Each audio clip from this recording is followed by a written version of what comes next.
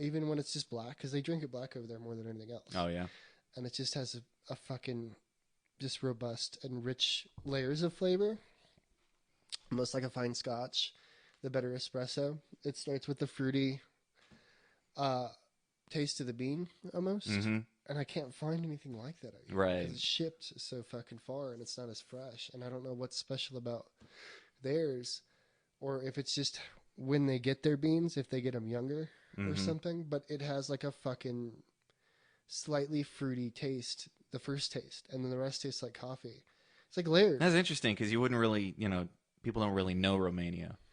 It's Really, and it's for there. its That's for its coffee. It's all still thrown from Italian stuff. Those guys come from Italy to open their businesses, right? Because their economy took a shit. So they're like, "Oh, fucking go anywhere else." So it's this huge melting pot of different influences and things like that. And that's it's good for the food and stuff. But they've been conquered, I don't know how many fucking times in the last 200 years. You know what I mean? So stand up and fall down, stand up and fall down. Over and over again. World War II, they were like, "We're Nazis, we're Nazis," and then they started to like, "Whoa, well, that didn't go well." Kind of around the time that Italy fell, they're like, "Yeah, we're not Nazis Maybe anymore. We're communists. I don't know. Yeah, you can still buy all kinds of World War II shit over there. I sent I bought a bunch of some Nazi memorabilia stuff and sent it back to my buddy. And he has it still. I didn't really. I should have bought some for me, but I had fucking like a handful of bucks or whatever when I found it. And I was like, Nazi stuff. Cool. Yeah. I was like, fucking buy it. And fucking bought up what I could. And then I think I kept like one or two things. And now I can't remember where the fuck they are. I bought an old torch, like a blowtorch. Oh, wow. An old blowtorch, like World War II, World War One. One of the ones you have to pump up. Yeah, gasoline torch. It's at my mom's house right now. So I have stuff like that I saved. It's a cool country. It's weird. It's falling apart horribly. But yeah. It's like the worst parts of China, essentially. You know what I mean? But trying to get better, but their government fucked them. You ever watch a YouTube channel called Vsauce? Maybe it was not The Vsauce. No. It's this guy. He does a commentary. He's kind of like Sargon of Akkad and stuff. He'll just take news articles and do commentary. But he's from Romania.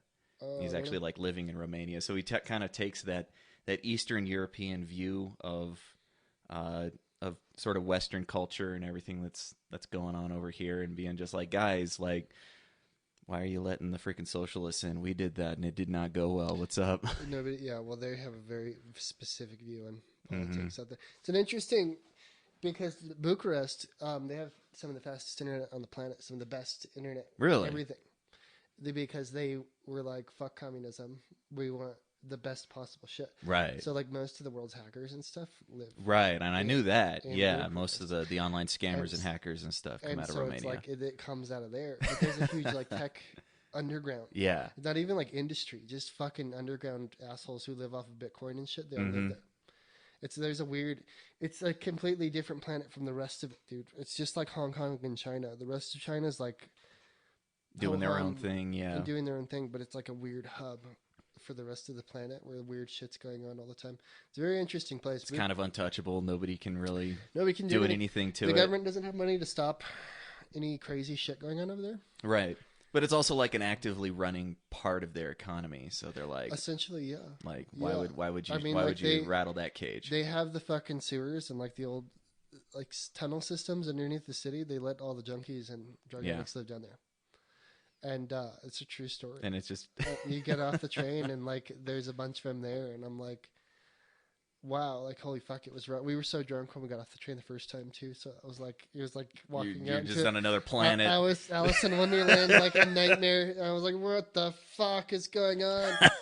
And I saw there's a Vice documentary on it, and they start filming at that train station where it starts, and that's like one of the main holes to get in and out. Yeah. And they all live on like Ninja Turtles underground and shit. It's a crazy place. But if anything, like that's the fucking place to go hang out. It's like if you like weird urban inner city environments and like interesting social environments, that's the place. That's the place. And then like everybody's for the most part pretty devoutly Russian Catholic. Mm-hmm. So it's like this weird blend of like you have your hard rights and then like the lefts fill in the cracks everywhere else, you know what I mean? but none of the rules stick for fucking anything. You know what I mean? Everybody believes in something, but nobody's voting for shit. Nobody, right? yeah, nobody's gonna stand up for it. So True story is they had the second largest building in the world. They're in, which we went to go see. It's the Parliament building. It's not even finished. And the guy that they overthrew and executed in the streets was paying for it, and it's estimated to be like $1 billion. Jesus, American, which is fucking, and he's just dumping money into out this there fucking in giant, Romania, just giant totally palace uncalled in the middle for. of the city. You'd have to see it. It's fucking massive, bro. We stayed next to it, and I woke up and I was like, "That's a fucking, what is that?" I was like, "What is that fucking building?" And they're like, "That's we don't talk about that. It's like a monument to the sins of communism, Wow. or what? Of just corruption in general. Corruption in yeah. general, and it's like this. It's this giant tumor in the city. The second fucking, the only building bigger than that is the Pentagon. Just freaking sheer, Just enclosed size. Square footage. Just sheer size alone. It's fucking dauntingly huge. It looks like I somebody gotta made see a this. fucking. I've seen some big structures. It looks like a fucking Minecraft house. Like somebody just fucking made a Minecraft house and just kept going. Oh no! And just, it's not like Winchester's shitty, where it's just like there was a fucking waste of money. Like they had a plan. Yeah. It looked like they were trying to build a fortress to hide in, like an old castle. Right. It's like the Costco from Idiocracy. Kind of like that. Yeah. Somewhere, it's not in that scale of like sheer hugeness, but it was definitely fucking a strange sight to see. And then like it's unfinished. Palace of Parliament. Holy shit! Look at and this most thing. of those rooms are empty. They finished the glass. Not the place. That's the place. Holy shit! Yeah, I have photos that we were staying up on the right hand side. Yeah. I don't know if we're It's very like surprisingly not communist. It's very opulent. It's it's like It's very Roman it's looking. like what that fucking guy chose, and it's like there's Roman roots throughout all of Romania. There's ancient ties to all of that. Yeah. Because the Carpathian Mountains were all the barbarians and stuff that the Romans came and conquered afterwards. All those tribes, yeah. And the thing is about the Romans, when they conquer somebody, they let them keep the name of the city, the original city. But everything else is taken away. Well, and that's something they picked up from the Persians. Yeah. Persians were real good at that. And the Persians were good at that too. So most of that area is named after shit that we don't even know why it's named that way. Right, old tribes. Most of and Ireland territories. and shit, all of that was conquered, that was all civilizations that were just crushed. And they were like, we'll keep the name. Yeah. But all that Celtic stuff, it's all wiped out and gone. Like there's no reason or no actual trace other than the names left behind. Yeah, we were staying off to the side of it, and like I was like maybe a half a mile out. On the right hand side, there's hotels and stuff, and there's a river. Some ways out here, past a couple of. You can't even see it in the fucking pictures. It's so big. God damn. But there's this couple of channelways and stuff that you can walk around, and then we were staying in a little hotel across from that. And then there's like outside of that is all like apartments and shopping malls, and people just living their everyday life. And there's like a fucking giant freaking castle, modern palace in the just in the middle of everything. Everything else around it is falling apart too. Yeah, everything is. All the fence work on the outside is dilapidated. No maintenance. Nobody's fixing it. They spent all their money on that fucking building right there. And that put their fucking country into debt permanently. Oh, I believe it. Yeah. Forever. Yeah. Forever. Unless the country becomes some other country, you know what I mean? But they're permanently in debt because of that. And that's why they executed that guy. Yeah, I can see that. And so they pulled him out of his car and fucking shot him in the street. I believe is what happened. But weird fucking shit, man. That's it's a hell of a place to go. Just fucking experience. It's one of those forgotten gems of the planet. You know what I mean? And I had the privilege. We were staying way outside of that, but I stayed there a lot. My girlfriend was from there, and so I got the special tour from a citizen, from a local, yeah, and got to see this. It's a monument to sin. Basically, it's like just a giant fucking. It looks like a fucking Quake level or some shit. You know what I mean? Yeah. Like something from Doom. It looks something like something ridiculous. Louise. But the only thing bigger than that is the Pentagon. Yeah. There's some stuff inside. See, I mean, just insane opulence for They just pissed money down the drain. Yeah. The rest of the fucking country, the fucking everything's crooked. It's like when they put a bathtub in, they naturally have a 5-degree slant. They fucking give it a 5-degree slant when they put it in, so it's a 10-degree slant. Oh, so all of the tubs fucking slant. Are you just standing on a freaking slope like crazy? You're like this the whole time you're taking a shower, and then I'm above every shower head in the fucking country. Yeah, yeah. They're not tall people. There's no fucking 6 foot tall anything in there. So like you can see me shoulders above people walking around. I know when I try to shower, I'm like scrunched over, standing on a slope. Throw water up into my face. Shit.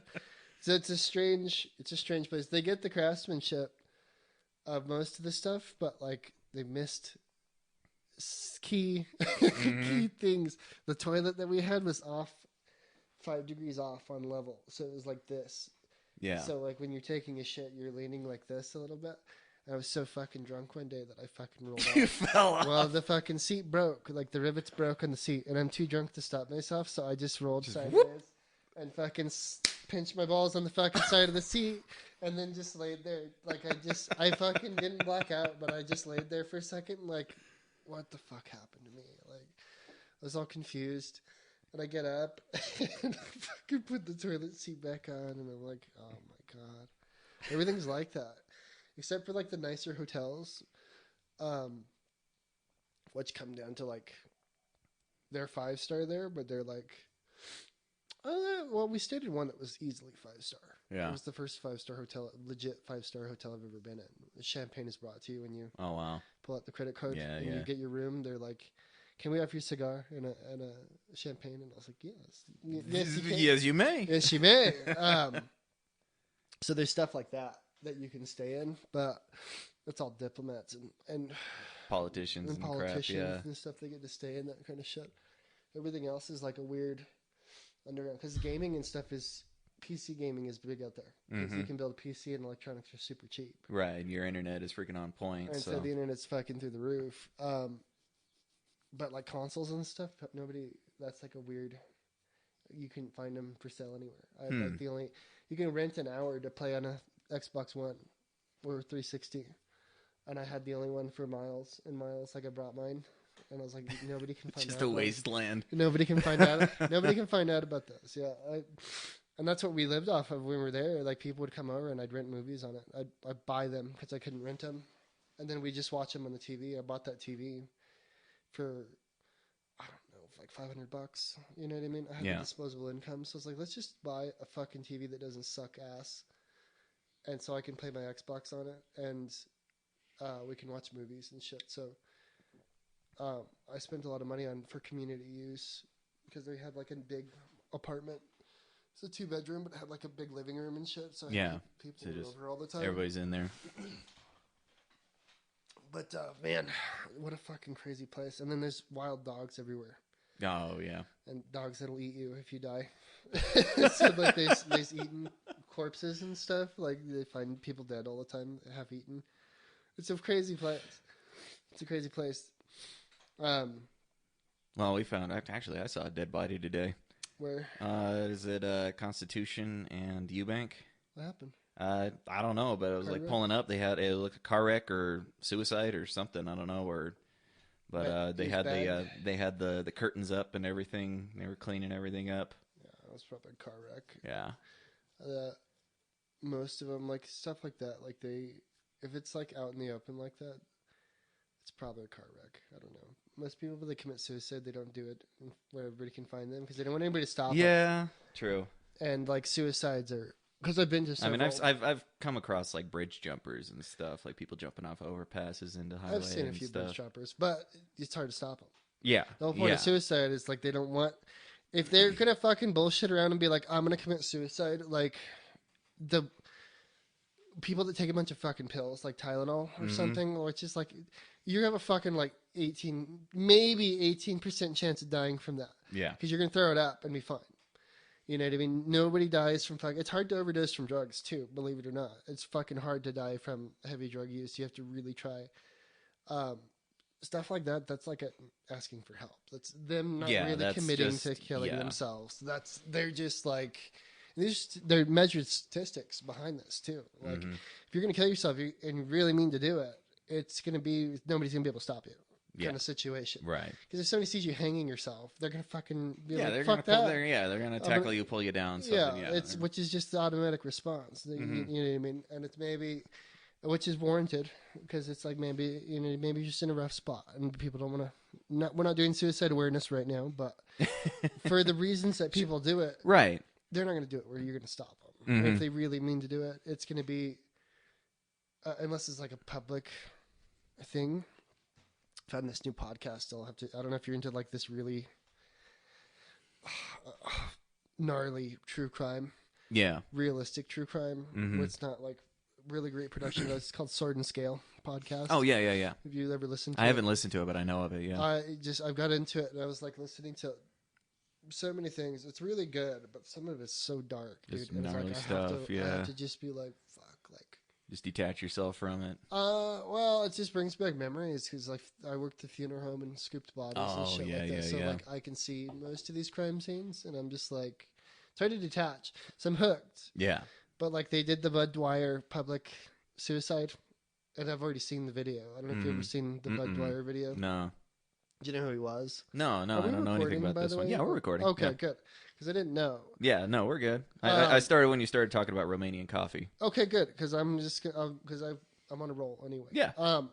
Bud Dwyer was a politician who was allegedly caught in an act of taking money and embezzling money or something like that, or receiving packages. Yeah. Allegedly. All of this was alleged, and he was going to go to a court case, and his life was going to be ruined. And he was running for office somewhere. He was in office. Well, his life was fucked, because he's like, these huge allegations like fucked him up, and now so sponsors pulled out of everything, and so he's fucked. They ruined his life. You find out afterwards, after all this, that it wasn't him. He was innocent. Yeah. Well, he was getting railroaded. He goes publicly and tells a bunch of people. He's like, he does this speech right before he goes to court, where he's about to go to jail for like fucking 35 years or some shit. You know what I mean? For the rest of his life. He does this whole thing and gives this heartfelt speech, and then he pulls out a 44 Magnum or 357 Magnum out of a fucking paper bag, and tells everybody to back the fuck up, because they think he's gonna start shooting up the place. Yeah. And he's like, everybody get back, it's really dangerous. And he fucking goes through the roof of his mouth, and then blows the back of his head out. Yeah. Like that on public TV. And I think I have seen this one. Yeah. And so like it was televised, and then some news stations played it more than once. Yeah. Exposing fucking hundreds of people. Hundreds of people to dude blowing the back of his head off. Yeah. Which is an exposure to extreme violence like that, if you're not prepared or have a mindset for it, can give you PTSD. It can mess you up. It's a traumatic event. So like if a kid sees that, that's a fucking traumatic. They'll never forget that for the rest of their life. Oh yeah. Something like that will lead to PTSD easily. Easily. So like back then they're like, PTSD is real. So they were like, they just showed it fucking like, look at that was 3 crazy. or 4 times, and he fucking sprayed his fucking brains all over, which to me it's almost fucking comedy, because like I have this, I'm not in the sense that like his life is ruined, but I heartfelt understanding that of the situation he was in. But it just this fucking, I laugh when I see like extreme violence, like extreme ridiculous, like, oh my god, like my reaction is like, holy fuck, like, and then I'll laugh, and it's just a mechanism from the funeral home from before, right? You know what I mean? Like if you don't find a way to deal with it, which it never really bothered me before, which is why I fit into that line of work, but it's never that you're laughing at their misfortune, it's just that I saw that. It's like, I can't believe I saw that. Right. You know what I mean? So now I'm fucking laughing about it. Like, holy fuck. That just happened to me. You know what I mean? And then you laugh. It's just how you fucking bottle it up and how you package it. Not bottling it up and holding on to it, but like how you put that in something and identify it. You know what I mean? It's that adrenaline spike just. And I can handle the fucking. Super mellow on that, which I probably have PTSD of my own. I've been coming to get to that realization talking with somebody I've been seeing who's an ex-cop, and she's like, you probably have PTSD. And I was like, yeah, I probably do. Yeah. I've never been tested for it. But for whatever reason. But which is why I was like fucking fine picking up corpses and stuff like that, whatever. And then go smoke my cigarette and be like, "Oh, I got a lot of great stories. What can I tell you?" But we're not going to tell all those stories. Yeah, right now. it's need for that. For the most part, confidential. You change the names and stuff like that, but it's it's a cool podcast for the fact that like I can relive the weirder parts of it. Right. You know what I mean? And there's like, there's great cases on there that like I've never heard of, and they show the actual calls. So like you get to follow the court case from beginning to end, from the 911 call to the end of the court cases of public domain. Yeah. So he can show all that stuff. So it's a great spin on the whole thing. Really, like I've been really into it. But some of these cases, man, like some of these things, like they did one about a video that was leaked a long time ago, early internet days. It was like one maniac and an ice pick, and it's this guy who fucks this other guy, and then he fucking murders him with an ice pick and then cuts up the body. And they released this on the internet, and people thought it was a joke, but it's a snuff film. Like he legit kills this guy. Yeah. And then they follow the court case of that guy. And like I've never seen that video, but they talk about, because people watched it as an internet challenge, these young kids. Yeah. And like that's traumatic as fuck to watch. Like, you can't watch something like that. To the point where these kids are so young to where they're like, "Oh, I saw this guy's penis." Like, ew, gross, they're having sex. And then the violence part, no registry. No registry whatsoever. No understanding or grasp of like the extreme violence that they saw. Yeah. You know what I mean? That's how young they were. And like, even for adults, that's heavy to grasp onto. Mm-hmm. But to like be like, ew, his weenie, and then you see him fucking stabbing this, and you can hear in the video, they're playing it in the background, and you can hear him stabbing this guy in the face with that ice pick. It's just, sorry, like mature rating on this podcast too, but I'm listening to it while I'm working, and I'm like grimacing because I'm like, fuck, yeah, like I was oh god, and I'm trying to talk to people while I'm listening to it in the background, and I'm like, Jesus, like and I'm like, I'm sorry, like I had to explain what I fucking just heard.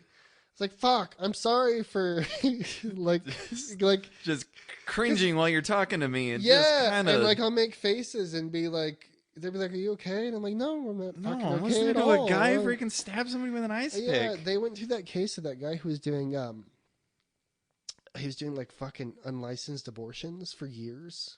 Oh god, yeah. You heard that case? Yeah. He was doing it for years and years, and I heard the details of the fucking case finally. And what you hear about it on the news, and then you're like, you cringe, and you're like, oh fuck, that's horrible. And then don't dive into it. Yeah, don't even look into it. Yeah. And I was hearing the details, and I was like, this is just like fucking the most morose. And this is all real life shit. So like, I'm trying not to let that affect my view on the world. You know what I mean? But now I'm like, it puts an interesting perspective. I know why people get so paranoid listening to these true crime dramas and stuff like that. Because it's like, you see that one case, you fucking, now everything could be. You're just like, oh gosh, that's something real that happens in the world. And yeah, it's like, the host takes a pretty good stance on showing you what side of the road he's on.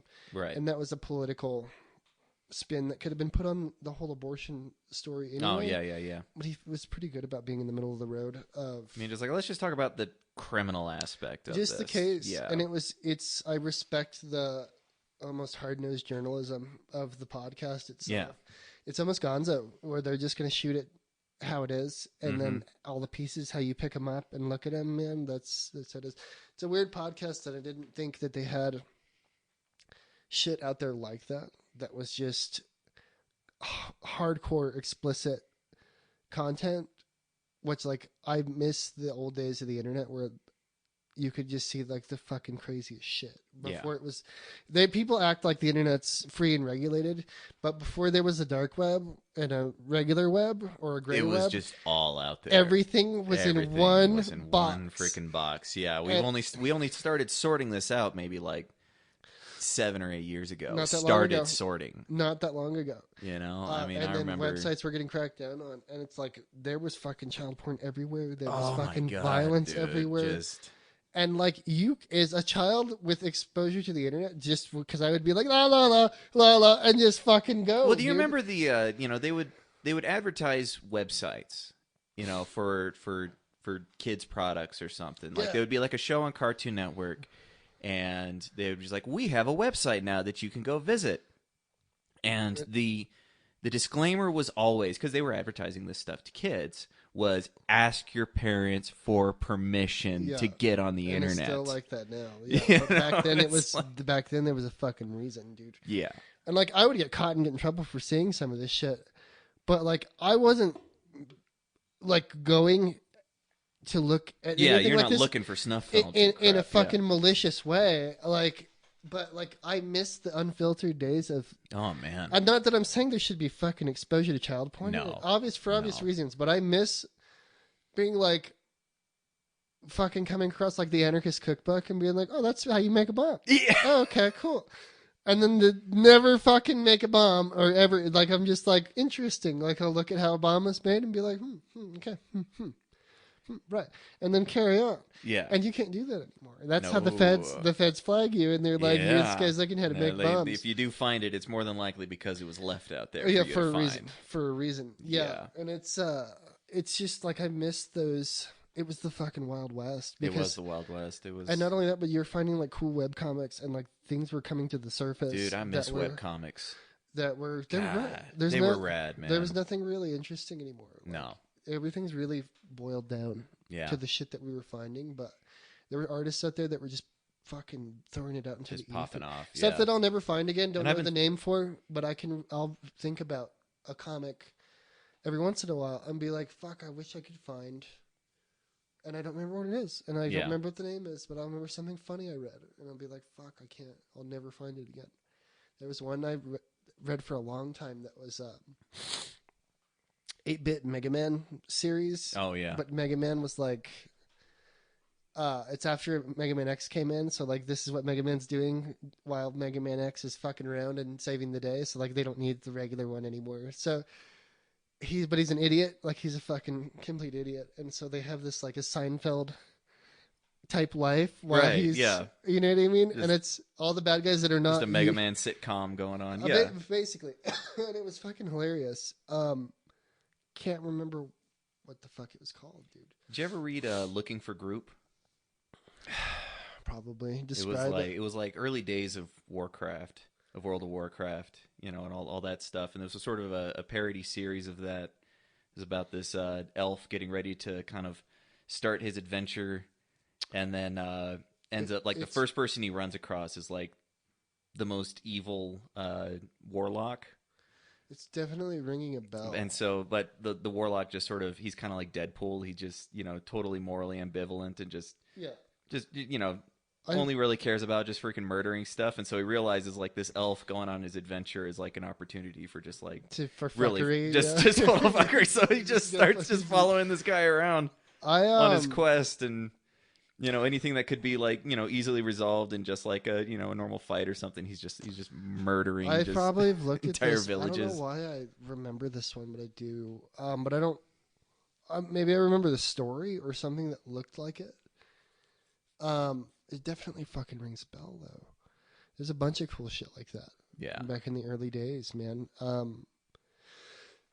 don't know. Did you ever see Sluggy Freelance? No, I don't know that one. Oh man, that was one.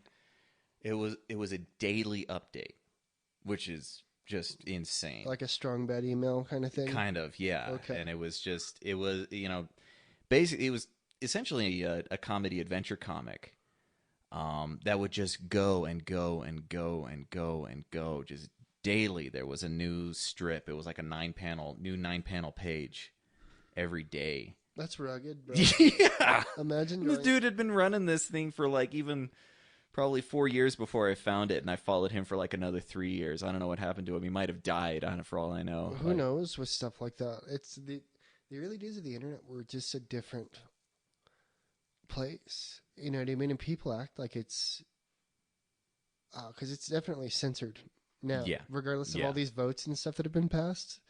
somewhat recently, you know what I mean? Where they're like, we need to censor the internet more. It's already fucking happened. It's already happened. Because I remember the fucking wide open world and found out how fucked up the world really was. Like when I'm just like 8 years old typing in. Did you ever like fall into a hole on like Blogspot? Just like, because all the Blogspot blogs would link to each other? No. Oh my God. There was some crazy stuff out there. I was a fucking web crawler who, I didn't discover porn at an early age. I didn't see for some reason I thought like vaginas were, I didn't think they were like a toaster, but I didn't know they were soft until I learned that. I was like, oh fuck, vaginas are soft. It's like, that makes way more sense than why you'd want to fucking have sex. Because for some reason in my child mind, I remember being young enough to be like, that doesn't sound good. That doesn't sound good. Why would you do that? Because I had the sex talk. I knew how sex worked. Right. But I was like, that sounds odd. Sounds like fucking horrible. You know what I mean? And then like I saw porn. I don't remember how old I was, but I was like, I saw this lady's vagina. I don't know who she was, but I was like, oh. It all clicked. Yeah, and it wasn't like... this was like before puberty. This is like a little bit before. So it's not like I was like into beating off or anything else like that. I was just like, I'm learning about the world. I was like, I get it now. I was like, okay, it makes sense. Just filed that away for later. Yeah, I was like, I'll remember. And I remember seeing it and being like, that's not how I thought that was. I'll be goddamned. And then fucking carry on and shit like that. But that's something that just comes to me.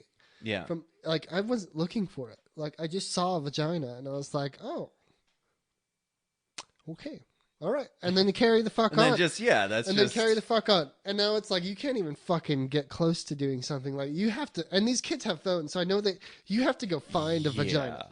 Your vaginas don't just find you. When I was a kid, you would find ditch porn every once in a while, which is a fucking shining treasure. So I don't know if it's like a fucking Santa Claus deal or an elf or a magical wizard who would leave porn. I don't know who's leaving porn. Hobos? I'm assuming it's fucking hobos. But we would people at the public library. Yeah, I guess. I don't fucking know. But, like, that's your only exposure to porn. It's like you're out walking around with your friends. You're like, whoa! And you hear somebody yell out. Oh, my God, everybody fucking scampers over. And they're like, there's a freaking magazine in the freaking gutter. Yeah, it's like, I can still see boobs. And it's like water damage. Right, yeah, it's all like, freaking, the ink is running off of it. Fuck yeah, cool. And then, like, that magazine goes missing because somebody was like, I'm going to fucking hold on to this. They're like, we better leave it there. Yeah. We shouldn't be, taking off with it. So the next time you came across it, it was gone. What if our parents find us with it? You know what I mean? How can we? So it's always like, we swear to secrecy. Nobody ever fucking saw this. It's like fucking finding. It's like somebody killed someone and we were all there and did nothing. You fucking don't say anything. If anybody asks, how was your day? It was great. We just played. We just rode bikes. And go inside and just be like, live with this lie. Live with this lie forever. You have to carry this sin forever and ever. And it's just like, fuck. Like, yeah, what was that? I don't know, dude. I don't know what to fucking carry the guilt forever. And then, like... Well, but just like, who was actually leaving that stuff? I don't know. I've never figured it out. And now those days are gone. They are. Nobody buys porn magazines anymore. It's... I have a couple, and I gave them to my brother, my older brother. Not my middle-aged brother, one just past me, Dylan. Mm-hmm. I was like, you just have them. I was like, you just have my porn. But we're in the future now. I was like, let's be honest. We don't. But I was this like, is irrelevant. I was like, I feel like you could use this more than me. I was like, here's the point, which is probably fucking in hindsight was poor. Was a poor choice, but I was like, I can't take all this porn with me. I'm an adult, so I can't carry porn around. We're fucking living in the future now. So I was hoping it would become ditch porn. Maybe I should have been... You should have been the guy. What if I'm the time traveler for myself, and I'm going back in time and leaving the porn for myself to find? I could write a whole fucking that could be a whole freaking thing. Donnie Darko of porn. This could be the fucking... What was that fucking thing? The video that got banned from the internet is the fucking Citizens Kane of hentai. Oh, I don't remember that one. We were driving back. You ever see? It's banned. You can't find the video anymore. Yeah. Somebody took. There's a hentai called something. I can't remember what the fuck it was called. I remember. Yeah, that's right. That was on our drive home. We were hearing about this. Somebody did an expert review on this hentai and was like, "This is the Citizens most rugged, freaking crazy thing." And it's called the Citizen Kane of hentai or something. And it got so much clout and got so big that they were like, we have to cancel this fucking video and get rid of it. Like, and he didn't show anything graphic. Yeah. He just did a fucking like expert tier review on comparing it to Citizen Kane with a fucking porn. And I was like, fuck, it's the comedy is just, it's just so brilliant. Like, it's just so fucking brilliant to just play it straight like that and to just fucking deliver this review of this porno. And like, you know what I mean? Like, it matters. You know what I mean? Like, it's just the fucking funniest thing. I mean, you can't find it anymore. It's those fucking early days, dude. And it's like, that was new. And that would have worked as an early day. It would have thrived and lived forever. In some relic of the past, you know what I mean? But now they're like, we have to fucking hide this shit. Hide it now. And pretend it never happened. And that stuff just disappears. Mm-hmm. You know what I mean? Mm-hmm. It's like I thought about getting a computer just to go fucking crawl the dark web because I fantasize about it being like the days before. Right. The closest thing I've had that was like that carried on for a while was a website called the Space Ghetto, which was like a Reddit runoff. Oh, okay. But it was just an open forum. It was an anonymous forum where you could post in anonymous. You know what I mean? Mm-hmm. Like if you really tried, you could find out who was who. But people would post like they had cats on Saturday, and then it was just anything else. It was just anything. Whoever was there, we would run across porn sometimes, and then sometimes you'd run across art. Sometimes you'd run across car crashes, or it was just the most fucking bizarre window into something. Yeah. That I miss because you're looking into the stream of consciousness of these other people who are anonymously posting something, whether it be their fucked up sense of humor or their artistic interests or something. Yeah. And it was just this interesting stream of consciousness between which you can't find anywhere else. No, you can't. I remember the last time I got a glimpse of that was when, I think it was like October of 2018 when YouTube went down for like a whole day. Oh, fuck. I remember that day. Yeah. And so I went over to Down Detector. And Down Detector had a, it was like one of the last freaking open comment threads that I've like ever found. Yeah. And so, YouTube is down. Everybody went to Down Detector. And they found this comment section. And you found everything on there. People were just overloading it with stuff. I was like, holy cow, it's still out there. There's places for it, but I just don't know where to find them. I don't know. I just happened to find it right there, and I was like, if I could find something like that, I don't know if I'd tell a lot of people. I wouldn't talk about it on the podcast. Space Ghetto's down. I can't see Space Ghetto anymore. No, I'm sure it is. If somebody knows how to find the Space Ghetto again, tell me. Because I'll go back. I miss the Space Ghetto. My friend, he left his computer at my house because I would use it to type up whatever, and I would just browse this fucking Space Ghetto, and I saved files upon files of like just documents. Of just would steal things from the Space Ghetto and save them. Yeah. For whatever reason, I don't know why. I was like, "That's cool. I'll save it. That's cool. I'll save it. That's cool. I'll save it." And we had fucking like a gigabyte or more of just like saved streams of shit. Yeah. You know what I mean? So like a piece of it exists. I don't think he has a computer anymore, so it probably doesn't anymore. But it started raining pretty good. It did start raining pretty good.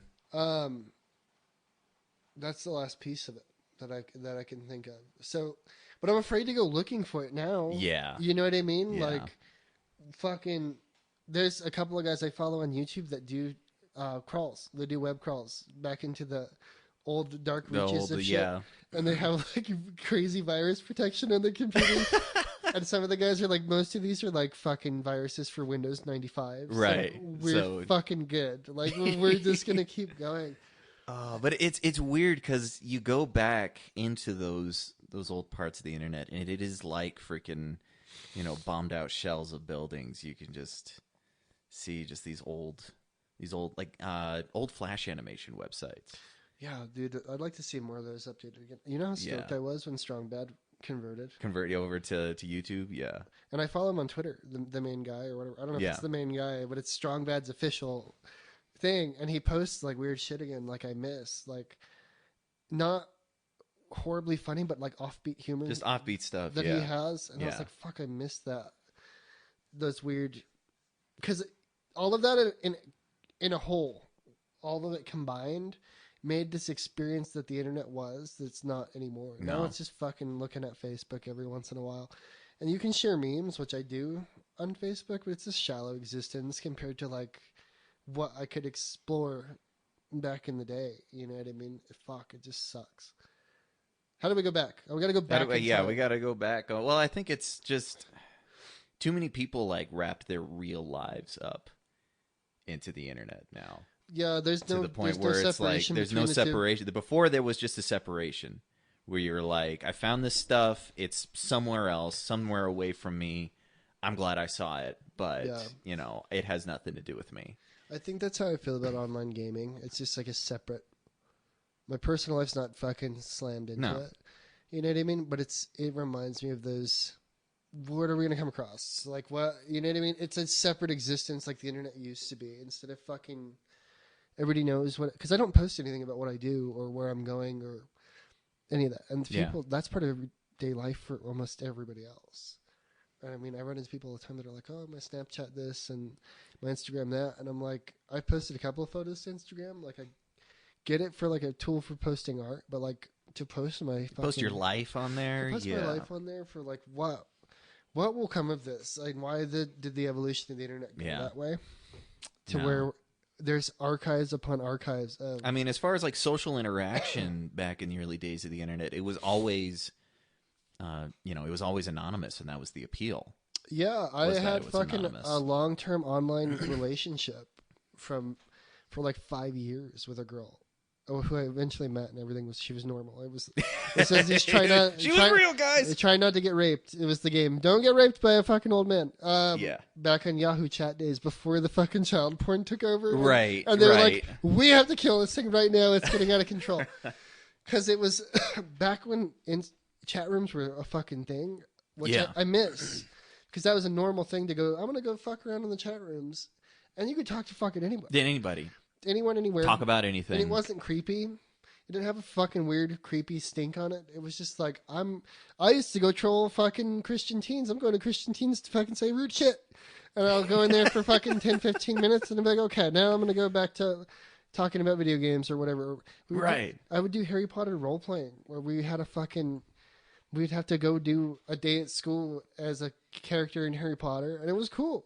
It wasn't creepy and sexual and weird. Like, I assume that it is now. All is now, yeah. Everybody, I'm hoping that it's not. Like, I hope that there's normal people out there that can do it without making it weird. But I've seen too much now to know that that's true. That is. You know what I mean? Like, I know that it's a weird place out there now.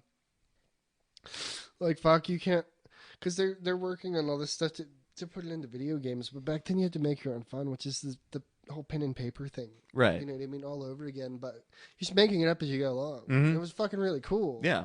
It was like text adventures that used to be popular back in the day too, which disappeared. Like Monkey Island and shit like that back in the day. Yeah. You know what I mean? But there was we just made it up. And then like you'd set up, there would be like a ref that would like, oh, that's out of the rules, like a DM. Right, yeah. They're just like you can't. Yeah, you can't. And it was great. I was like, fuck, somebody just made this up. You know what I mean? Mm-hmm. And I miss shit like that. But it's just like all things once the fucking weird sex stuff gets involved, everybody's like, everyone's like, I'm leaving. Yeah, done. And then it just levels, it folds in on itself. Because it's like, there's a huge child porn ring in fucking the chat rooms. Like, lo and behold, if you let fucking people talk about anything, there's going to be weirdos out there. Yeah. There's going to be fucking the dark corners, of the world don't need a flashlight to expose. You know what I mean? Mm-hmm. They're still hiding in their house in their dark corners, but they can shove their shit out into the rest of the world. And now people peel that fucking scab off, and they're like, right. Put it back. You can't put it back. You get on there and you just think that, every other person is freaking Buffalo Bill or something. I assume now, yeah. Because of that podcast too, that I assume that everybody's killed at least 3 people. But those days are fucking so gone, dude. And it's like I sit back and think about it somewhat recently too, because friends I play Xbox with you or games with you too. Yeah. But friends that I've had with for over 10 years that I've known. Never met them. I've seen their pictures and stuff. We've seen each other and stuff. But I'm like, I don't know if should we meet at this point? Like, should I meet? And does it matter even? Yeah. Does it matter at this point? Because everybody's getting to that chapter in their life where there's others like me that it's like, I don't want a family and stuff. So it's like, there's a couple other friends that are like that, but the other ones are like making those moves to go. Adult life happens. You know what I mean? You go those directions, but is it worth like fucking talking to these people from a long time ago, and who knows who the fuck they really are? Like, do you really know them? You know, right. Is the thing, and not in a bad way. Like, I care about their day. You know what I mean? I care about these people. I don't want to name names, but I've known them for a long time. Yeah. You know what I mean?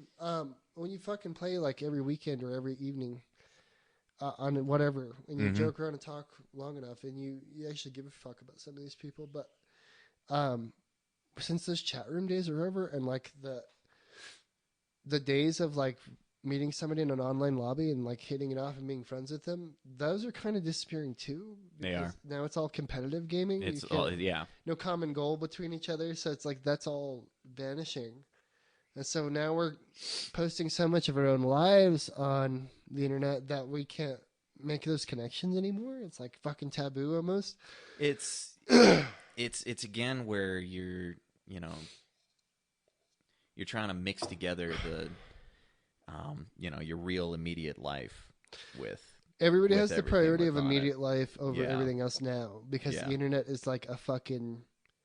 Now your boss can look at Now you. your boss is looking at your stuff and your can stuff, contact you or is responding to your stuff. which is fucking creepy. Like, It is. Why would you add your fucking coworkers to?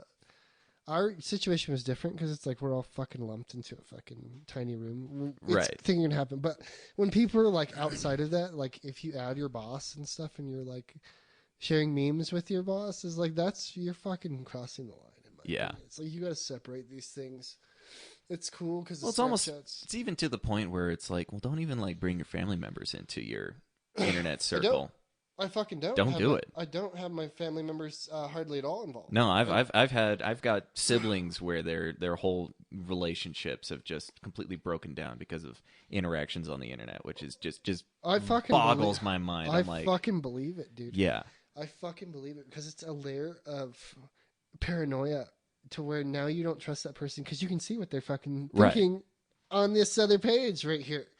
It fucking destroys the whole fucking element of communication and everything else, because it's like you don't know reason to talk. You can see how this person was feeling in this post that they had just the other day, and it's all driven by chicks because, like, in my opinion, it's not. It's driven by chicks because guys get into it because like that's how you talk to chicks. Yeah, that's the most easy way to fucking segue into talking to chicks now for whatever in your social circle. You know what I mean? You know, just like at bars and stuff like that. But like, you already know them. So I'm going to talk to her. I've known her for a while. I've seen her Facebook every once in a while. And chicks do it all the time. It's driven. The engine is driven by chicks. You know what I mean? Like, that's how I feel this whole thing is fucking pushed forward. Because Snapchat, I don't know any guys that give a fuck about that really actually care. Yeah, no. Taking a selfie of themselves. I'll do it like ironically and be like, haha. But I don't give a fuck about how I look for the most part. Like, you know what I mean? Like, I look like a human. I'm like, right, cool. or how you're portraying yourself. Just it doesn't. None of that's fucking. It's all superficial. It doesn't matter, it is. Man. But it's a normal part of everyday life for all these other people. Yeah. Like, I'm already becoming a relic that's set aside. Both you and I are. We are. We're already. There's no country for old men, and we're headed down that road where it's like these things that we don't understand. It doesn't make sense. You know what I mean? We're headed down that path. Well, we don't understand, why people see it as important. And it's oh yeah, dude. I'm like, I mean, I grew up a homeschooled kid, which is like, oh, I'll just fucking playing Super Mario for a couple hours, and then play with the action figures, and then if the neighbor kid's home, neighbor kid's home, I'll go over to his house, I'll play his games or something, and and that's it. And like that was my life. You know what I mean? And yeah, it was fine. But now you can fucking see who this fucking guy is across in Tokyo, right? Who's a TikTok champion or whatever the fuck. You know what I mean? Or make connections with people like PewDiePie or Markiplier, and they don't even know the fuck you are. Yeah. You know what I mean? And I watch YouTube with such a fascination too. Like I follow most of these bigger guys, Mm-hmm. mostly because I was like, I wish I could do that and just Yeah. be this talking head on the computer, Like that's your whole living, which is just... what we're doing now. Oh, look at this. But like with Markiplier and those guys and PewDiePie, I became a fan because I was like, I'm gonna see what this fucking horseshit is about. Mm-hmm. And then I realized I was like, fuck, I kind of just want that to be my job too, where I kind of don't. It doesn't matter. You just vlog and talk about nothing. PewDiePie talks about nothing now, and I fucking love it. I think his stuff now is the best because, and people hate it because they're like, it's so fucking boring. I love it because he's just fucking. He's just fucking around, doing it daily and fucking making it, dude. Yeah. And so I'll support that kind of thing because now he's made it to where he's like, I got nothing for you, man. You guys keep coming back. I don't I'll even... fucking give you what I have. Yeah. Let's just keep spitting it out there. So I like shit like that. And I like the creative content too, but this talking head stuff is like, I like it for what it is. It just exists. Mm-hmm. Maybe I don't necessarily agree with everything they say or whatever. I'm not like they're not influencing me as an influencer, but I love this fucking to watch as like vicariously how life moves forward like this. Mm-hmm. And kids love watching people play games now. Yeah. Nobody It's just as big an industry now as nobody actually... gives a fuck about playing the games as much as they like watching them play it. Yep.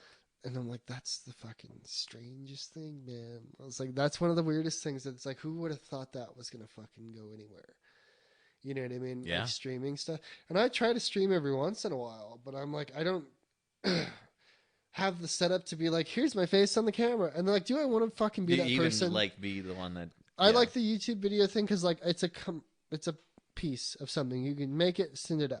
Mm-hmm. I'm not interacting with a bunch of people, which seems messy as fuck to me. You know what I mean? Like, it seems so bizarre that that's where we're at now. And it's like people like Ninja make fucking millions of dollars a year fucking playing. Fortnite sucks. Like, let's be honest. He plays fucking Fortnite and he can't get out. And he signed a contract for I don't know how much to fucking keep doing just exclusively do it. Yeah. And this is what we're seeing now. You know what I mean? And now they have their own drama, and people give a fuck about the drama between these fucking people. That it's like, these are guys who are just freaking playing in front of a webcam. Like, they're just playing a fucking video game, and it's like that's where we're at now, man. But again, it's people just like, I want to make this a part of my immediate life. I want to feel like I'm involved in it, that I have a personal stake in it. It's definitely like influence. It's like, why? It's pseudo influence stuff, like Mr. Rogers stuff, who like kind of invented this concept of talking to the kid through the TV. True. And that's what all YouTube is. It's just somebody talking to you, and you're in the conversation with them, even though you can't talk back, which is why Blue's Clues was like wildly successful in most children's television. Mm-hmm. That's who we're dealing with now, as those kids have grown up. Yeah. So their interaction on TV and stuff was somebody like, we're in this adventure. And Dora's like, well, do you see the fucking chicken? Where the fuck is the chicken? And then they shut the fuck up for a couple of seconds, and the kid's like, I don't know. Yeah, what fuck. Where's the chicken? Back there, the big one. It's the big red chicken. I love that strong bad email where he does the kids show, only where he's actually interacting. You can actually hear the responses from the kids. Yeah, they're talking shit back to him. He's like, okay, guys, find a cheat. Yeah. And they're just like, la, la. He's like, no, you're wrong. You're wrong. He's behind the box. Shut the fuck up. Yeah, please stop. He's right here. And it's that I love that kind of offbeat shit. But you have to realize is like that's the fucking TV heads that we were sitting in front of the TV to watch that shit. Yeah. Those are the ones watching the Well, the thing is like we couldn't actually, like, any interaction that we had with them was in our head. Yeah. There was no like, but you know, the whole YouTube algorithm is built upon it's just, you know, likes and comments, and it's not built on anything. That became its own thing. Yeah, but they decided like, okay, well, we'll, you know, measure your success based upon engagement from your viewers through comments, and so that's why everybody goes and says like, hey, leave a comment, because like YouTube goes, hey, by the way, you're getting that attention. But that is like so unhealthy for these people because they believe that that's real. It's difficult. Well, there's a cutoff. And that's like, if you believe that you're friends, then you have deeper issues than. I'm not trying to make light of anybody's mental illness, but there are people that do, like the Catcher in the Rye situation, where he thought he had this whole relationship with the people, and like in the Joker, where he had this Right. relationship with his father that never existed, and you know, that kind of thing. Mm-hmm. There's the outliers like that, and there's a cutoff for children where they realize, oh, he's not really talking to me, but it creates there's a Did you ever get a custom Raffi tape? No. Where he would like record. He did these. Did you have a custom Raffi tape? Is that what you're telling me? I did have a custom. My mom gave me a custom Raffi tape where, you know, whenever he would like interact with the listener, he would say my name. What the fuck? Yeah. What the fuck? I didn't know that was a fucking thing. That was a thing, I was man. fucking singing Raffi's songs the other day because I was like, banana phone, and down by the bay, it's like one of my favorites. Yeah. And we had like a couple of tapes with songs on it growing up, because like there's songs that I sing to myself now that don't exist anymore, and people are like, "What the fuck are you talking about?" And I'm like, "Oh, the apples and bananas, yeah. So go fuck myself, I guess. Like fucking this, feel so alone." But I didn't know you could pay Raffi. You could get a freaking custom cassette, man. Was that fucking? How weird was that? You still have it? No, I don't know what happened to it, but this was long ass time ago. If you could fucking find it, that would be so OP. We could fucking post it on the internet and be like, "Look what Raffi did. Look what he did for me." He, Raffi's. Me and Raffi have a connection. We are so personal. Yeah. What is that movie? There's that movie. That movie with John Travolta, it was directed by fucking Fred Durst. Believe it or not. Really? That recent one where he played a super fan. Oh, I know. I totally missed that one. It's okay. It's a decent film. Yeah. It's not. It got made as like the worst movie ever, but it's actually not. Yeah. It's actually not horrible. Wasn't like super disengaged. I was engaged enough to keep watching it. Like it was structured well enough to where I was like, I like John Travolta enough as an actor to be like, I want to see what he is going to do with the character. See what he's doing now. Yeah. It's a horrible movie, but it's not. It wasn't like total disaster. Best of the worst. Red Letter Media. Right. Bad. You know what I mean? Or like Mystery Science Theater 3000. Bad. It felt like he was trying to do new things as an actor, because he's like what he needs to do. You know what I mean? Like in this day and age, if you don't get into the independent game and make something work, you're just you're Johnny Depp doing another Pirates movie number 7, or what the fuck was I thinking? He's in the fucking Harry Potter movies, which took a giant shit recently. They did, yeah. You don't hear about those anymore. I was reading back. We're on movies now, so I don't have to cut you off. No, yeah. Somebody said, which they were completely misinformed. They said that the Invisible Man movie, this recent one, is still part of the Dark Universe franchise. I saw it. Yeah. And I was like, oh, how little you know, young summer child. That's fucking dead. But somebody thought that was, because it was slated part of the bill. Yeah. Which is why I wanted to watch it, because I was like a believer in this fucking train wreck. Right. They fucking mismanaged, like, fuck, you know what I mean, and ruined. That it was going to be cool. Because I liked the idea of a League of Extraordinary Gentlemen with their monsters. Yeah, with dark monsters, yeah. But they fucked it all up. But somebody was, I can't remember who fucking posted it, but I was going to be like, I wanted to pull it up. Like, look at this shit. Because it's like I thought everybody knew, but like, yeah. We're the only ones who care about movies, Ross. You and me, and like maybe 10 other people on the planet. Right. There's a small percentage of people that actually give a fuck about these kinds of things. That's why they were allowed to make 3 of those Star Wars movies instead of the one, and be like, wait, let's get off. We've made a horrible mistake. We may have fucked this up. Back it up. Yeah, no. It's the one thing that means. It means everything to people, but it means nothing at the same time. At the same time. People will get offended when you tell them that movie that they like is stupid and it's bad.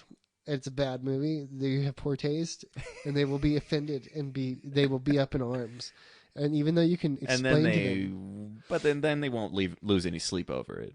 Exactly. They'll be They'll mad in the moment. They'll be mad at you. They're like, that guy's a piece of shit. I can't believe that he would question my taste like that. Because now I'm attacking them. It's me attacking right, it's them personal instead there, of the fucking movie, right? And I get at that a lot. You know what I mean? But at the same time, now I'm an asshole instead of the fucking guy who made the movie, which is why Abrams can continue to live his fucking life of leisure and luxury. Well, we all grovel to him as the god. Yeah. The Star Wars god. What did you pull up? What are you I was just looking up that John Travolta movie. The fuck is it called? The Fanatic. It's not bad. It has a weird... I never finished it, I'll be honest, but apparently it has a weird ending because they covered it on Red Letter Media. Yeah. And it has like a... Like they didn't set a bunch of shit up, and it has like a weird violent ending that's supposed to be a shocking thing because they set it up like he's going to be the killer. Like it's a slightly horror movie, but they never play it as a horror movie at all. Until and then somebody dies, and then like he hides the body, and like so, I feel like they didn't play it as a fucking horror movie. They just kind of like didn't know just like a weird. They didn't know what lane they were going to be in. Right, like is this a Hitchcock thriller? Is this a? And that's kind of what they started as, and he was decent. Travolta's good. He is good. He's in some shit, terrible, horrible fucking movies. That fucking just like with De Niro. Like De Niro is nothing without Scorsese. I'll say it again. Fuck that guy. Allegedly, or whatever you want to say. So don't sue me. But I don't think he's worth much of a fuck. Because he's in that Netflix one. People tried to suck his dick over that one again. Yeah. But people forget how quickly they forget like Bad Grandpa and all these other. What the fuck was that movie? Dirty Grandpa, or whatever the fuck he was in, and a bunch of other shit. Meet the Fockers. That was his life. That was forever. That was. It hasn't been in like a fucking decent mainstay movie or a drama in a long time. Yeah. What happened to Jack Nicholson? I think he's struggling with a mental illness kind of thing. Like he's got Alzheimer's or something like that. And that makes sense. And I think he's trailing off now and doesn't want to. He doesn't want to keep. It's kind of like Sean Connery, just sort of doesn't want to put disappeared himself those out last there. couple of years. I think that's what's going on. Is he just wants to do this off camera. You know what I mean?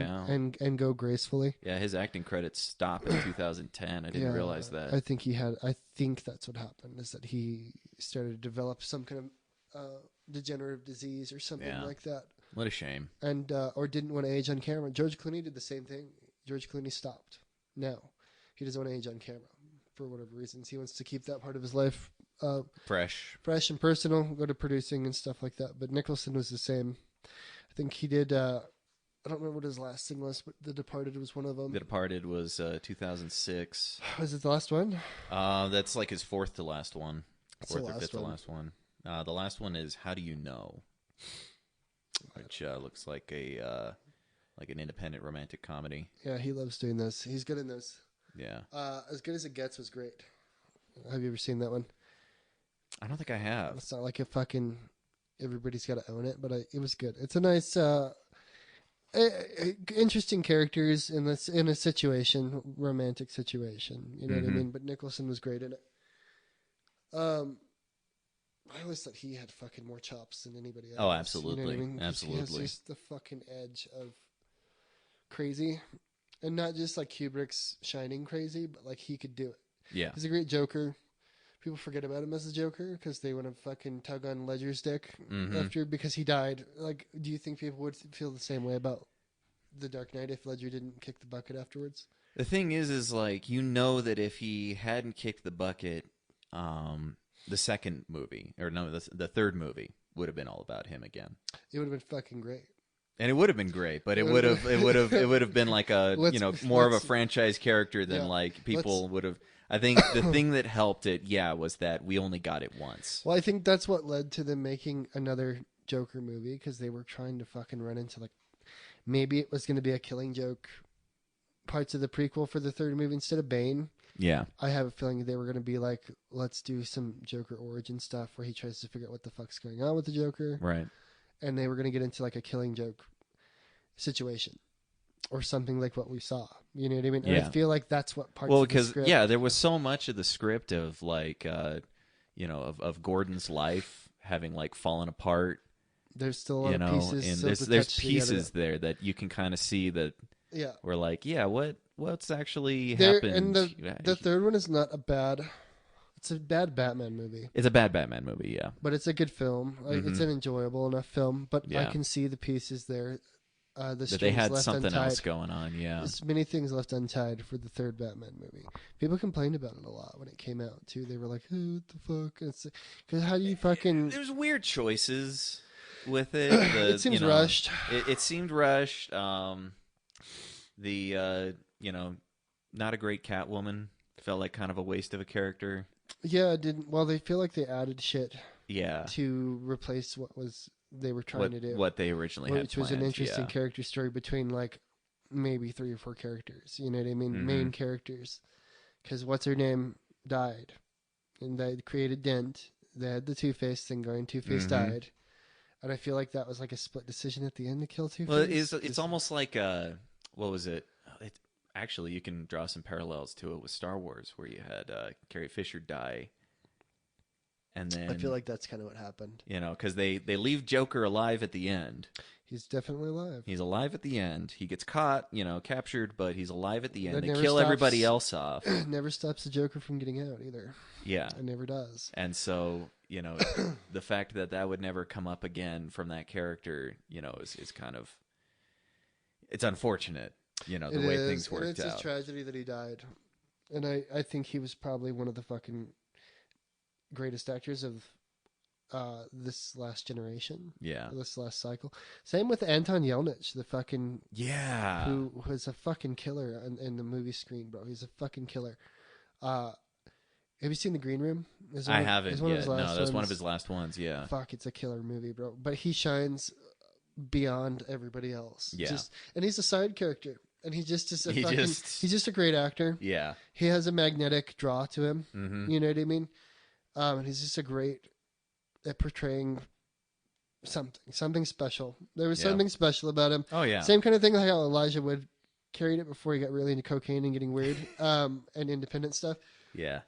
Which I assume cocaine is a major player. I'm not saying he does a lot of cocaine. I'm guessing, but I'm guessing that there is outside influences to his choices that keep him outside. Because now he's doing like interesting independent stuff, and I felt like Yelnats was going to be that guy who's going to make cool shit. Mm-hmm. He's doing cool shit. Did you ever see Odd Thomas? Yeah, they filmed it out here, right? Yeah. My little brother was an extra in it. I've seen it several times. Yeah.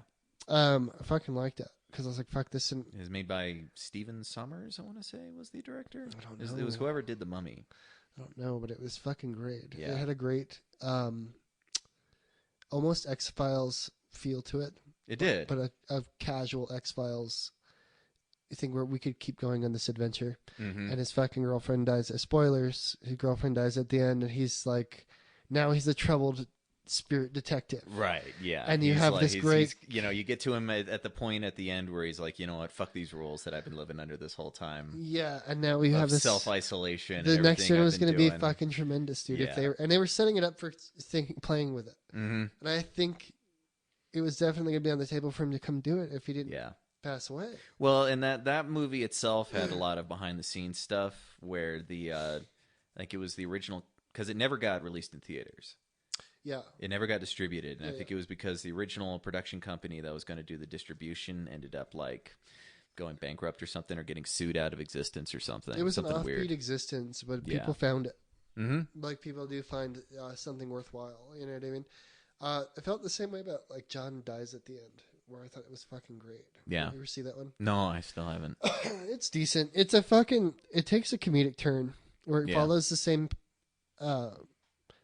pace as Odd Thomas in a sense, but it takes a weird acid bender comedic turn where they find out that they're just jumping dimensions and stuff. So it becomes almost a Rick and Morty existence where the last scene of the movie, somebody jumps out and they're like, you're the one who can jump through the fucking portals and you can save these people, my people from my time. And he's like, yeah, I can do that. That's cool. Yeah. And then she's like, well, I'm going to fucking go through. He's like, you go through and I'll fucking follow you. And she goes through the portal and he's like, you going to go? He's like, fuck no, I'm not going to go. Yeah, what do I care? I fucking wonder. As far as my actual current existence goes, they don't even exist. Why would I care what happens to them? He doesn't give a shit. And it was a great fucking... it was a great little fucking something, man. Yeah. And it's one of those ones where I really dug it. And I wanted them to expand on the idea a lot, but I have a feeling like outside meddling would really fuck that thing up. Like Odd Thomas. Yeah. Outside meddling would fuck up Odd Thomas too.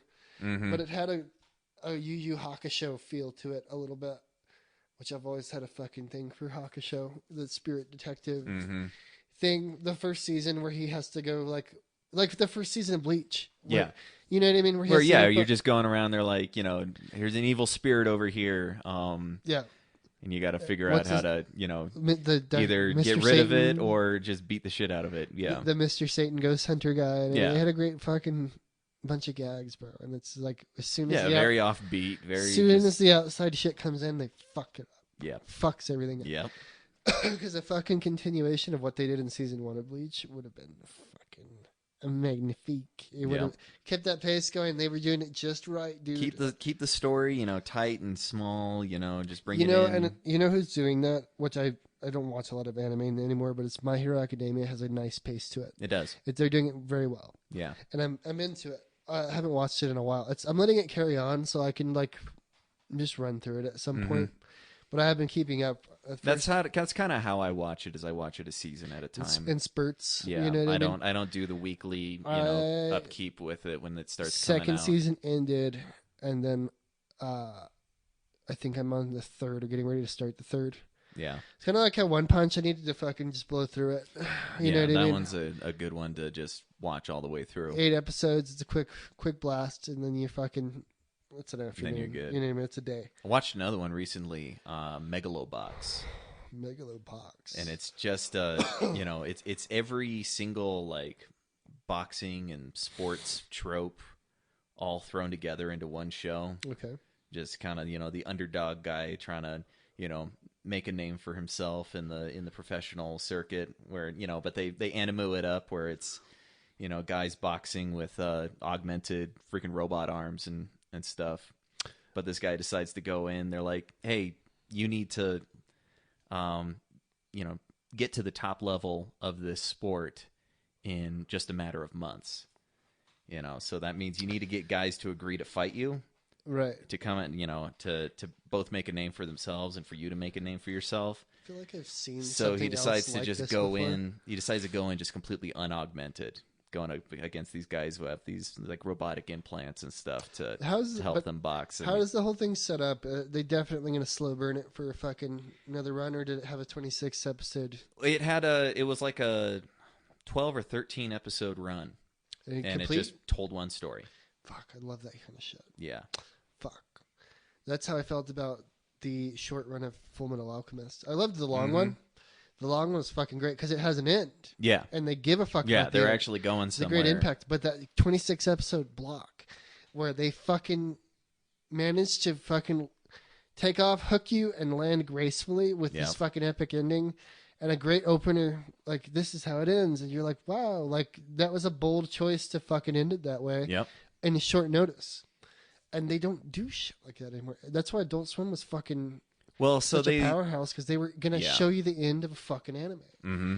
Your Outlaw Stars, your Cowboy Gundam Bebops, Wings, Gundam Wings, they have an end. Yep. You get to your end, which the end is the most fucking important part for me. Like, just so I can be able to walk away from it, man. Right. And say that it ended. You know, and then and talk to people about it afterwards. And you have shit like One Piece, which will never end, and like Bleach, which who talks about One Piece? Who recommends it or anything? It's like people who watch it or people who got caught in a trap. I've never met a person. You know, it's not like people, you know, sit around and talk about like their heroin addiction, or we're just like, man, I had this great time last week on the nobody like talks about The Walking Dead, where there's like people that are just caught. They're just caught. Trapped. They're just trapped watching it for fucking ever. You'll never get out.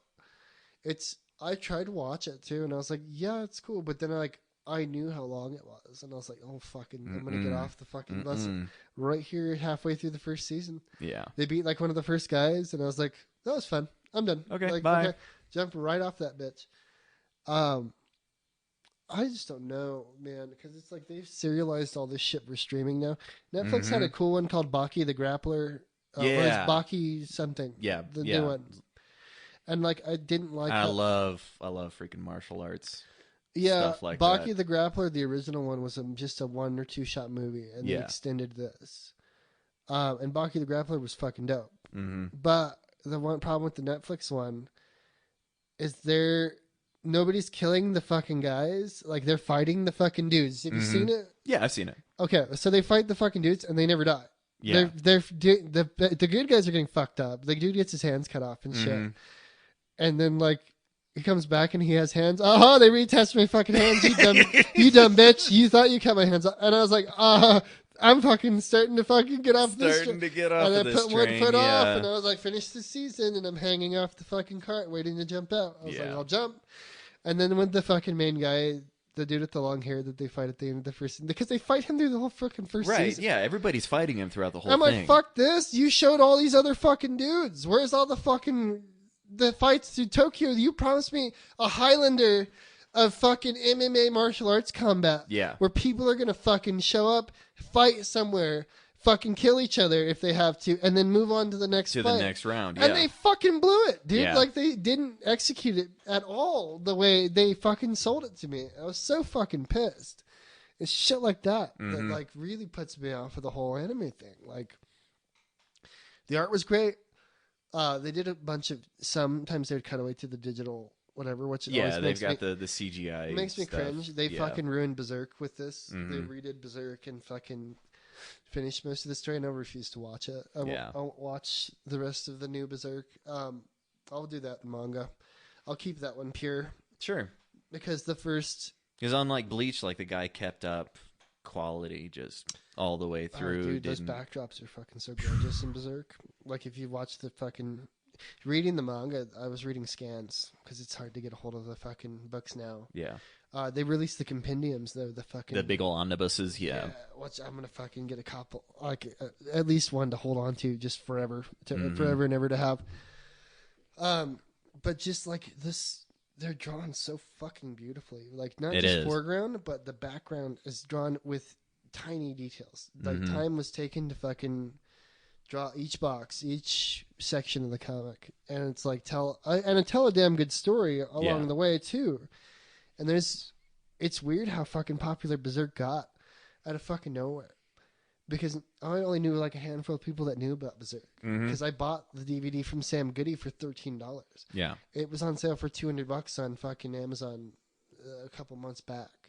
You can't just you can't just get that stuff right now. You can't buy the original anymore. And I didn't know I had a fucking collector's level stuff, yeah. Because I was like, I've watched it a fucking 100 times already, you know what I mean? And I'll watch it again. I could go home and watch it right now. It's fucking, it's legit. It's beautiful, hand drawn. It's just hand drawn and beautiful background matte paintings and mostly watercolor and stuff like that. Yeah, a lot of painted. But gorgeously hand drawn, like old school Dragon Ball Z fucking hand drawn dope shit. Yeah. You know what I mean? And then they were like, how do we redo this Berserk? And they're like, we're going to redo Berserk, but we can't spend any money on it. Yeah. So we need to have at least 5 guys working on a computer to remake Berserk. And I saw the fucking shit they put on Netflix, and I like only watched the trailer. And I was like, Berserk! And then I was like, God. Yeah. Oh, God. Yeah. And fucking got off. Because it's that, that opening scene is like where it, from the original series, is kind of where everything is supposed to be leading off from on the Netflix series. What do you mean? That scene where he goes into the Black tavern. Swordsman. Yeah, the Black Swordsman goes into the tavern. The Black Swordsman cometh and he kills the dragon at the beginning. And it's epic. It's just dark. Yeah, it's just freaking dark. Just crazy. It's so good, dude. Rugged and stuff. And that is what like the Netflix series needed to be like all the way through. Was just that. Yeah, just dark, hopeless ruggedness. Can you make DVDs? I'll let you make copies of the original Berserk if you want. Oh, I've watched it. Yeah, you've watched it. I've watched it all the way through. Yeah. Okay, good. Yeah, because they have moments where they cut away from that, but the pace and the colors change super slowly and gradually as the story goes on. Yeah. It starts out very bright and kind of almost pastels and everything. Because when he fights Pazuzu in the beginning, it's all light colored and it's almost like happy until and his it guts just still pour like out gets of that guy's darker stomach. and darker and darker. And then they end up in hell in a fucking hell dimension. You know what I mean? Just out of nowhere. Sacrifices Well, to the devil. that was another funny thing is like in that same episode, they take things back to the color palette from those first couple episodes, right?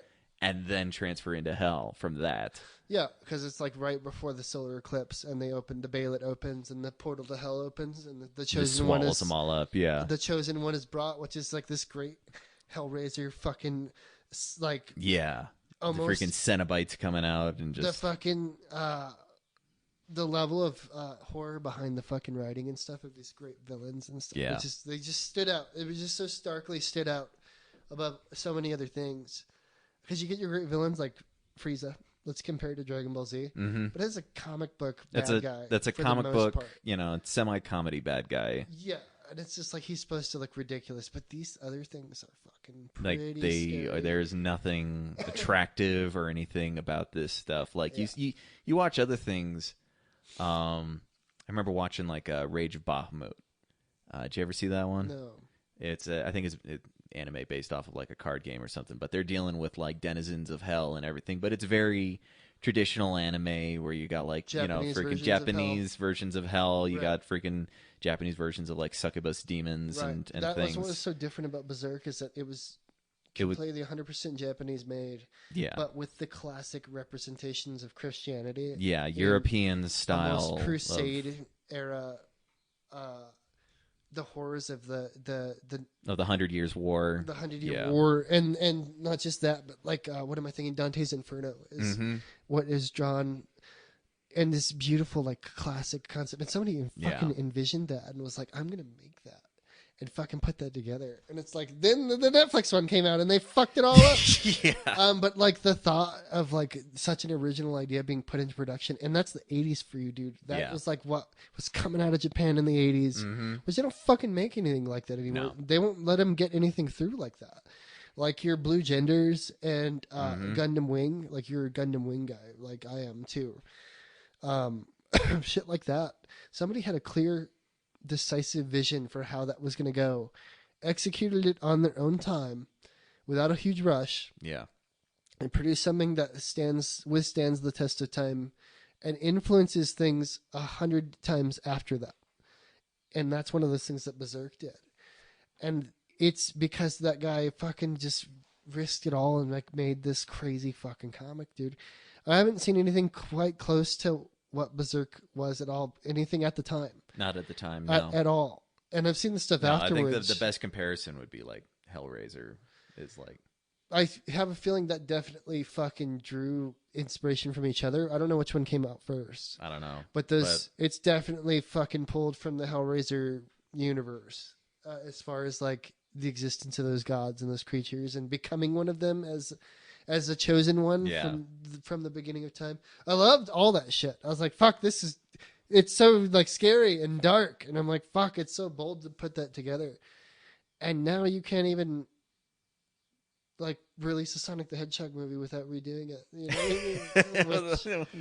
Like you have to let the fiery flames of the internet freaking scorch you before you actually realize you're messing up. Which in hindsight, like we saw it recently, by the way, like which was kind of like the idea for this podcast, but and I loved it. It was great. I had a good time. It was fantastic. And the kiddo was like, it was fucking great. Like, as long as the kid liked it, I didn't care. Because there was something in there for everybody. There was. And it was really good movie for kids to see, I feel. On all levels. And the parents can enjoy it too. Mm-hmm. They weren't stupid about remembering who was coming to see the Sonic movie. Also, who had the money to see Sonic. You know what I mean? So they were pretty smart about it. And I'm down to see the next one because I thought they did a good job. And it's like, who fucking thought that was going to happen? I pegged it as a stinker from the beginning because it's like Sega has this history of meddling heavily with everything, which is why their company ended up in this ditch right now. This limbo where they're at because they can't get out. They're just holding on to the rights of whatever they can.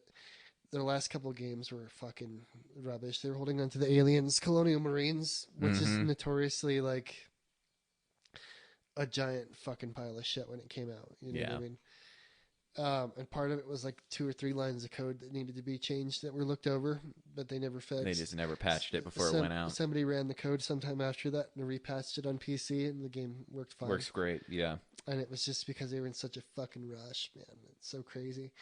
There's a guy on YouTube that's doing these things called What Happened. It's called What Happened, and he follows. I think he's working with film too now. Yeah. To see what happened to this calamitous like fuck up that people remember. He mostly covers games, but he does a lot of research on like how they got there. You'd have to check him out. And so it's like follows the whole, because like even going back to like the Rockstar days of the 80s where these guys were spending all their money on cocaine and fast cars, like the Doom money. Mm-hmm. Doom money would come in and they'd be like, I'm going to buy a Lamborghini right away. And so it was before like the crazy crunch. There was like a handful of guys doing it. And covers stuff like that, like the fall of the Turok games and the whole company Acclaim. Yeah. All that cool shit that I thought was cool back in the day, and you get to see like the steps of how it all falls apart. Good channel. And he does Let's Plays and stuff, which was like, I don't want to watch anybody play anything.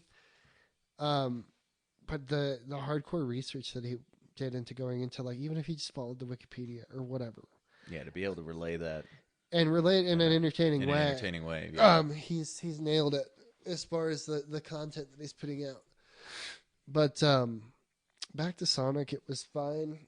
I was actually fucking blown away at how fun it was. Yeah. It was, my friend was like, it's a little cringy when you go. I was like, it's a fucking like little kid movie. It's a little kid movie. It's going to be cringy. I was prepared for that when going into it. I was surprised of the classic 90s Jim Carrey. There was a lot of Ace, at the beginning. I didn't know how to take it. Yeah, because I was just like, he's doing Ace Ventura right now. Like, yeah, what is this? Because I laughed and I was like, I don't know if I should laugh. I was like, wait, because I know too much. Yeah, I brought too much into this movie with me, with too many expectations. But Jim Carrey brings a lot of baggage with him. After the first act, I was in though. Yeah, no, it was. You were like, you know what? This is a great portrayal of a Dr. Robotnik for a movie. He nailed it. He nailed it. Yeah. I think he nailed it. Yeah, absolutely. And like his stuff, they filmed it, put it in the tank, and we're like, maybe that's why they were like, we can reshoot all this other stuff. Yeah. It's like we have something here because Jim Carrey came in and fucking stuck it, dude. His head isn't that far up his ass where he can't. I'll give the people what they want instead of him trying to like, I have an identity crisis and I don't fucking know what's going on. I don't know what. Look at my paintings. I don't know what's going on with his life, but I know he's fucking falling apart. And now he seems like, I don't know if that was midlife crisis. And now he's like, okay, I'm just gonna go back to fucking doing. I think this is good just work. There's something he kind of cycles through because I think he's done this a couple times before, where he kind of just like hits a crisis and then. Well, anybody who's has a shred of brilliance like he does, definitely is fucking volatile in his life. And I don't know what's going on behind the scenes, but I know he probably carries a lot of personal baggage. And my views, like you said, he brings a lot of other baggage with him, all the things. You ever see that documentary, the Hulu did it, I think? Of Man on the Moon? Yeah. Where it's like follows him and it's just like, he authorized all that. Right. And it was just this fucking... It's just the cringiest, like, most bizarre window into this fucking. I don't even know how to describe it. Like, I was so caught off guard. Yeah, it was him just sort of detaching from himself and just. Yeah, which I've heard of other actors doing before too. Like, Brando did it to the point where he fell apart. His personal life fell apart. Well, and the thing is also that stuff. Just as you get older and older.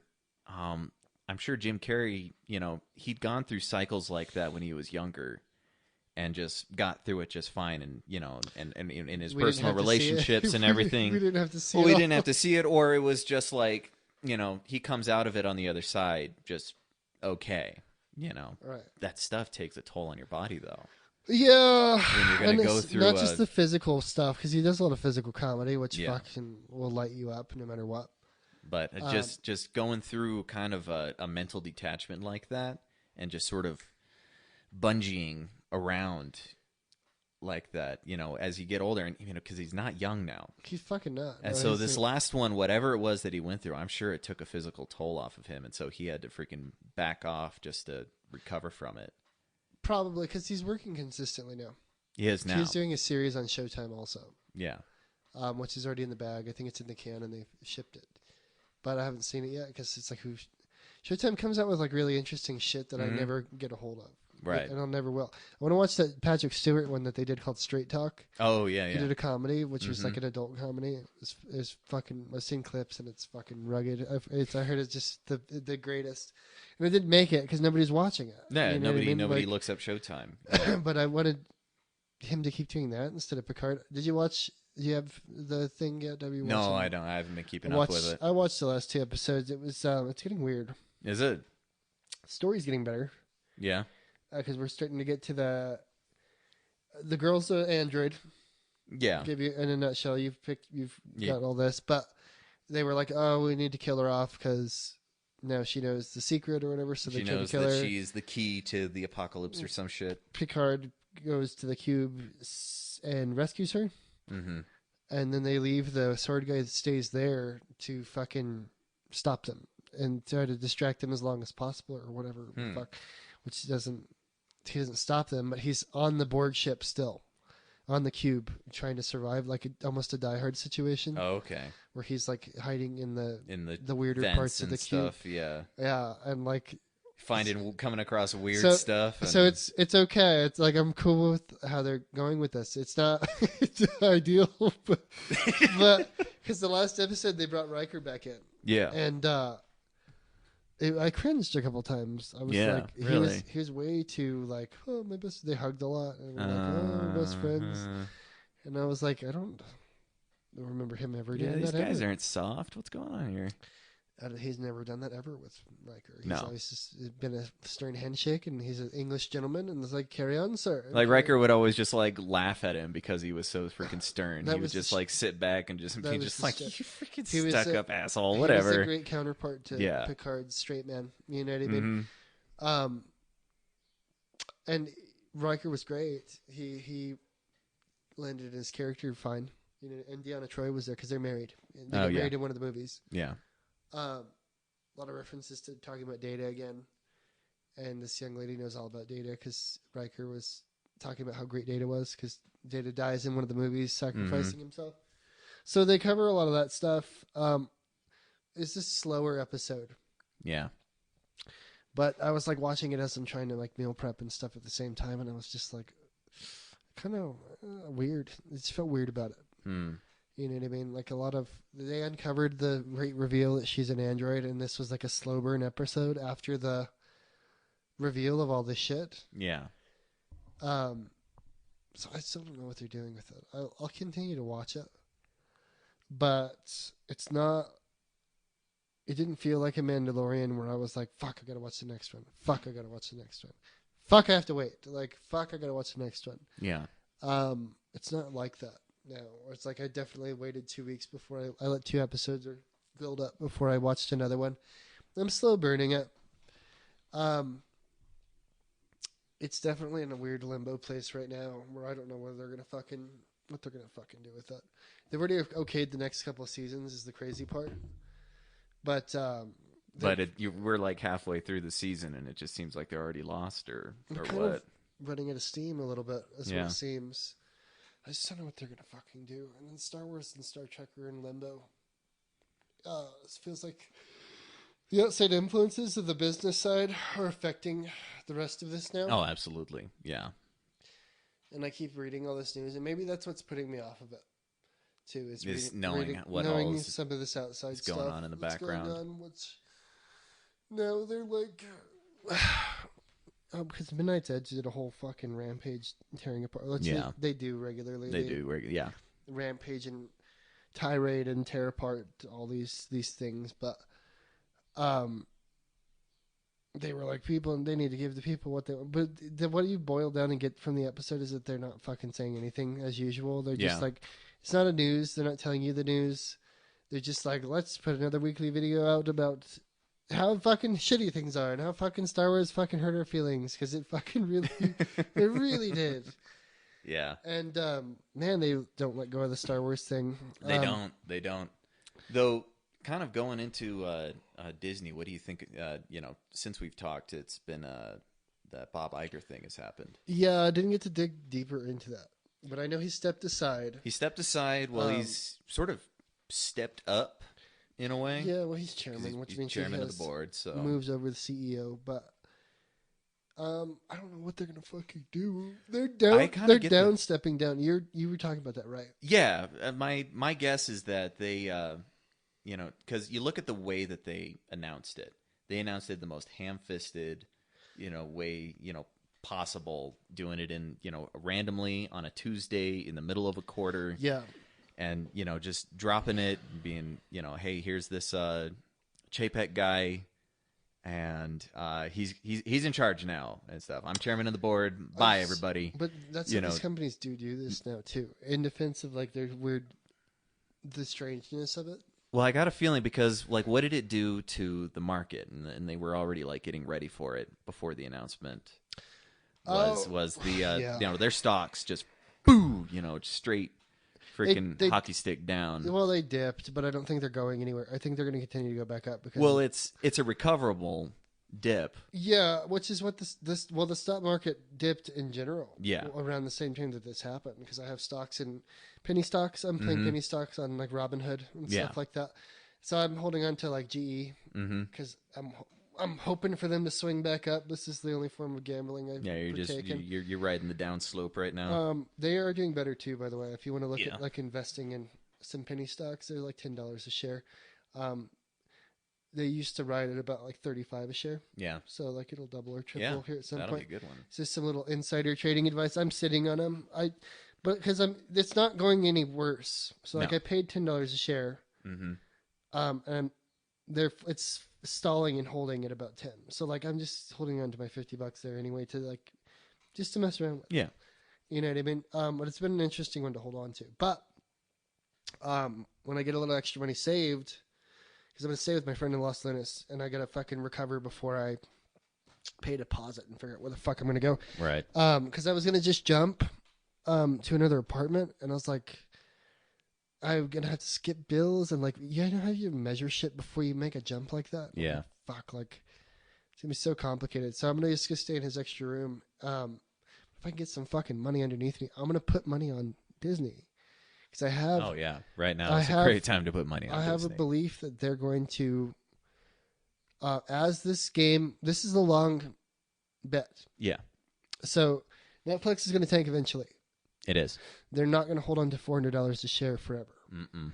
And when that financial money finally comes to fruition and we see what's been going on with the money, what their actual value is, what's actually going on, something is going to flip and fall down.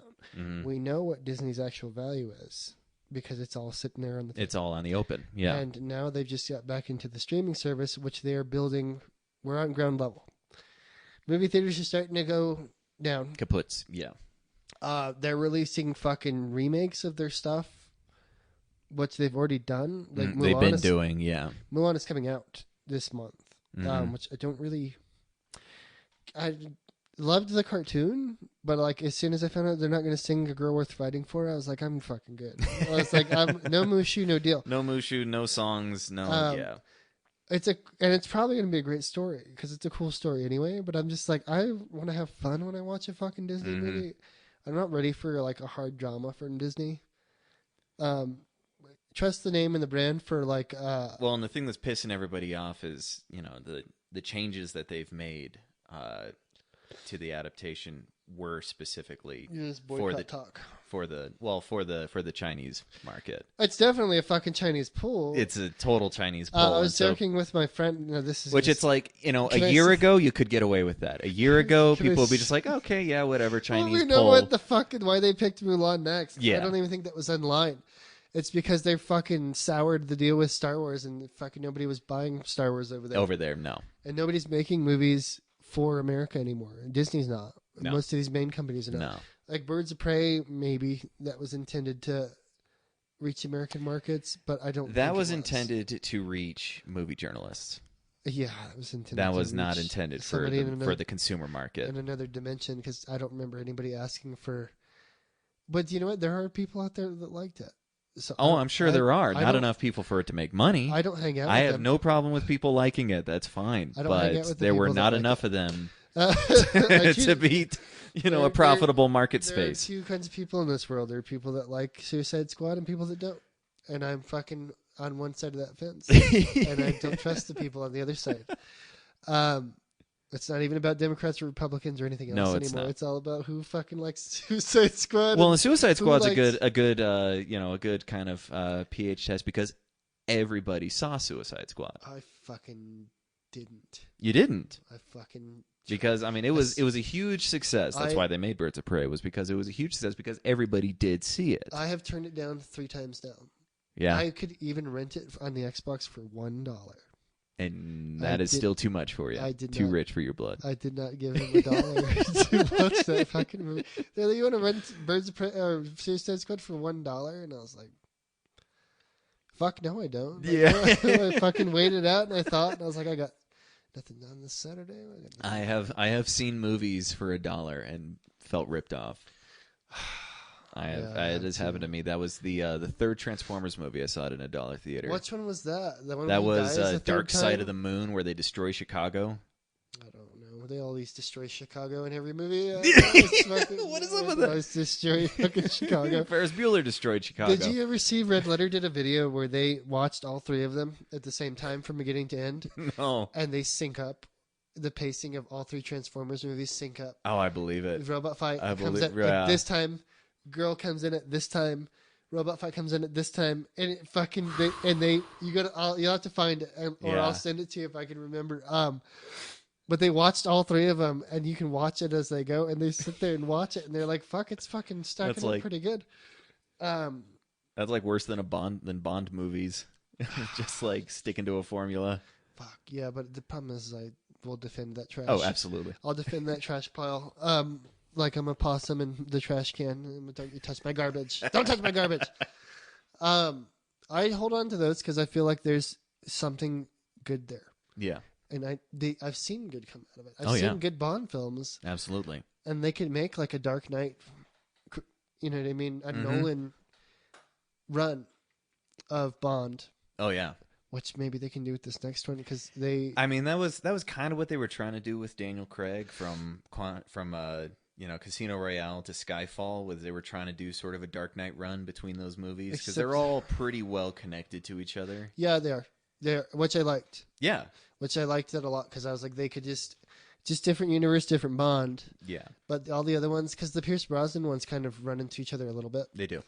And I like those ones. Fuck, I love The World Is Not Enough. That's probably one of my favorite ones. It's like an unspoken, because people are like, meh, whenever it comes out. But I like... That's the one with the chick that can't feel pain, right? The dude that can't... he has nerve damage to his brain because of a bullet, and so he's like, he can feel nothing. I feel nothing. You know what I mean? It's a great bad guy. That was a great bad guy.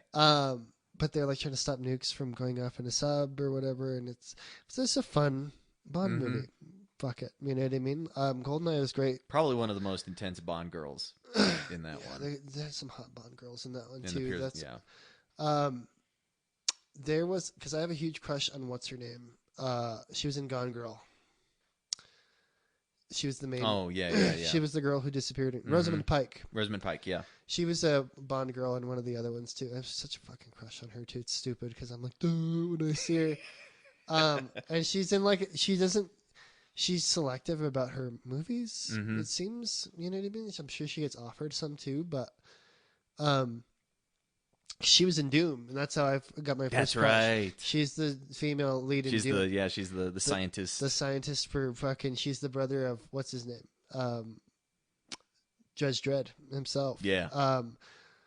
I've been trying to I'm going to rent it and let my little brother watch it because he's all into Doom. And I was like, we got to watch the fucking shitty movie. We got to watch the Rock movie. It's the fucking greatest. I love schlocky. That was like, what? That was like the Rock's, like, what, third movie or something? Fuck like, yeah. That was... And it was great. Like, freaking pre-Great Rock, when people were still kind of questioning his whole move. The Rock. Yeah, when they were still just The Rock, yeah. Rock. and I fucking loved it. I loved it because it's just I love schlocky, shitty science fiction B-movie action movies. It has nothing to do with Doom. And people that are like, oh, it has nothing to do with the fucking game. Well, the game doesn't have anything to do with the fucking game. Yeah. The game had fucking basically no story until they made one up. The first two games, like, bleed into each other, but your character has no name. You're just like, fucking monsters, shoot them. Fuck, look out, there's more monsters, shoot them. The guns get bigger and bigger as we go. Hurry, fuck, I need a bigger gun for this monster. Shoot that guy with that bigger gun. It's a lot of fun. But, did you ever play any of the clones? Which clones? There was a lot of clones back in the day. I had a weird hacked version I bought at the dollar store where Barney the dinosaur was the main bad guy. He was the cyber demon at the end. And I was like, I want more. I was like, I would love more of this modded version of Doom. Chex Cereal made a clone. Seen it. Yeah. I've seen it. Chex Man. And their clone is fucking sick as fuck. It is sick.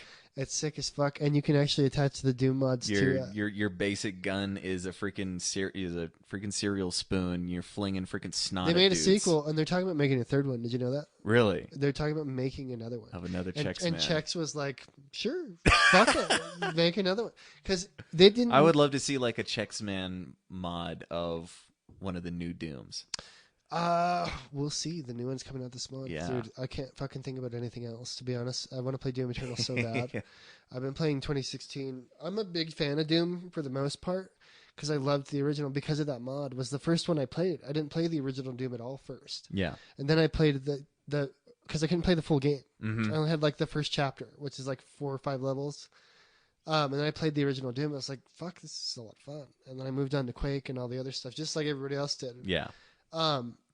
But Doom 2016, like I let it pass for like a year or two before I played it. And they kind of rebooted, but they carried on the story from Doom 64. But they're building a story around it. And it's almost a Berserk narrative kind of thing going on, yeah. Where they have it pretty well laid out around it. They did such a fucking good job of like building this story around this great gameplay. So I'm a huge fan of the gameplay anyway, because it's just like, I'm playing on hard mode now, and even on hard mode, like you can be this destructive force that just fucking runs through.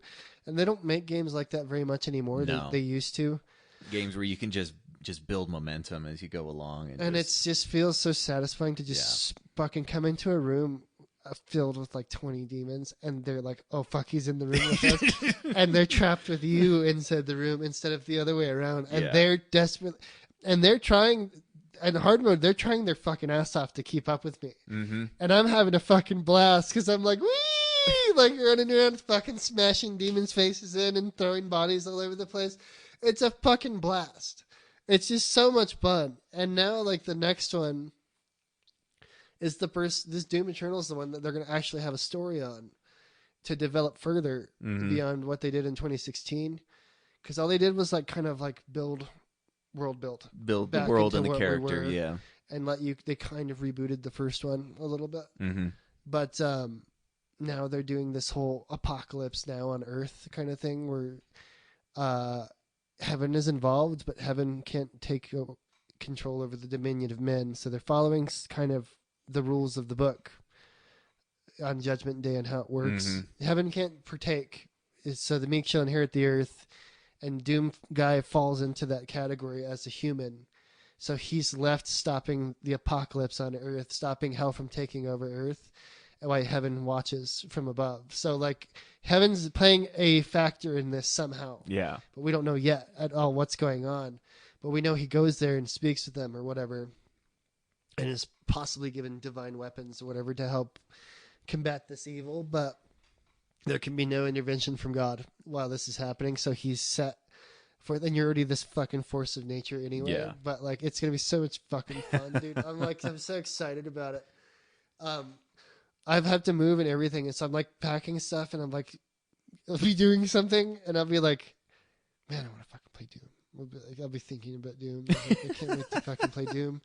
We haven't pre-ordered, man. We pre-ordered the $100 one, me and my little brother, and he's really good at Doom. Yeah? He's fucking really good at Doom. Like, he plays online, and he's pulling, like, 30 kills a game, and I'm just, like, I'm trailing behind him. It's a lot of fun online, too. Yeah. It's fast, like back in the day. Mm-hmm. I don't make gameplay like that anymore, and it's like rapid like that, constant, nonstop, just grind them up. You know what I mean? It's just a well put together game. I'm just stoked on it. I don't know. There's other games coming out. Like I'm down to play more Sea of Thieves and stuff like that too, which we started doing now that you've. I've jumped into it. We're gonna get you some fucking clothes. Yeah. But like I can't. I'm like so fucking pumped. I haven't been this pumped about something like that in a long time. Because I was like, yeah, Destiny 2 is great, and we joke around and play with it other stuff, but that's like not something that I'm like excited about. Yeah. Like I was about Jurassic Park when it came out. We saw Jurassic Park like fucking. I've seen it like 3 times in theaters. Like, wow. I was so fucking hyped on dinosaurs, dude, that I was like, we have to go please take me again, please. I'll be like, please take me to go fucking see it again, please. And my dad was like, fuck, okay. Like, I'll take you to go fucking see it again. I've seen it many times in theaters, and I've seen it many times after that, just because I'm like, fucking dinosaurs, fuck yeah, fucking eat them, or whatever, like, just the whole concept. And like now they're shooting the new Jurassic Park, and I'll fucking go watch that too. And the last one was a pile of... I haven't even seen it yet. It's great if you love... what's his name? Pratt, yeah. Chris Pratt. Yeah. If you love Chris Pratt, it's a great movie. But like they have a cool concept, and then they fucking don't know what they're doing with it. Like, yeah. The Indominus Rex or whatever the fuck it is, it's a new version. They made another super species, because that's what they're getting into is the... It's like the Alien movies where they're just... Basically, we're they can't leave it alone. We're off the fucking rails. I just would be happy with a fucking Jurassic Park movie. Just a regular Jurassic Park, anything. I fucking just like dinosaurs, but it's not bad. It's watchable. Yeah. You know what I mean? It feels like the pacing feels like The Lost World, the one with Ian Malcolm specifically. You know? Yeah. I don't know if you ever saw that. Yeah. The pacing feels a little bit more like that because they spent a lot of time in the mansions and stuff. So they like settings wise, they mirrored the sequel after the sequel. Oh, okay. Kind of. Okay. Yeah. Kind of. That's what it felt like to me. Mm-hmm. It's been a while since I've watched it, but they have this super monster, and they're like, he's super hyper intelligent, so it's like this could be the most formidable creature on the planet, like a Godzilla type creature, which is kind of the run I was hoping they were gonna take with it. Like maybe it gets out and runs loose, and they have to hunt it in the real world somewhere. You know what I mean? It lives in a national forest or something cool.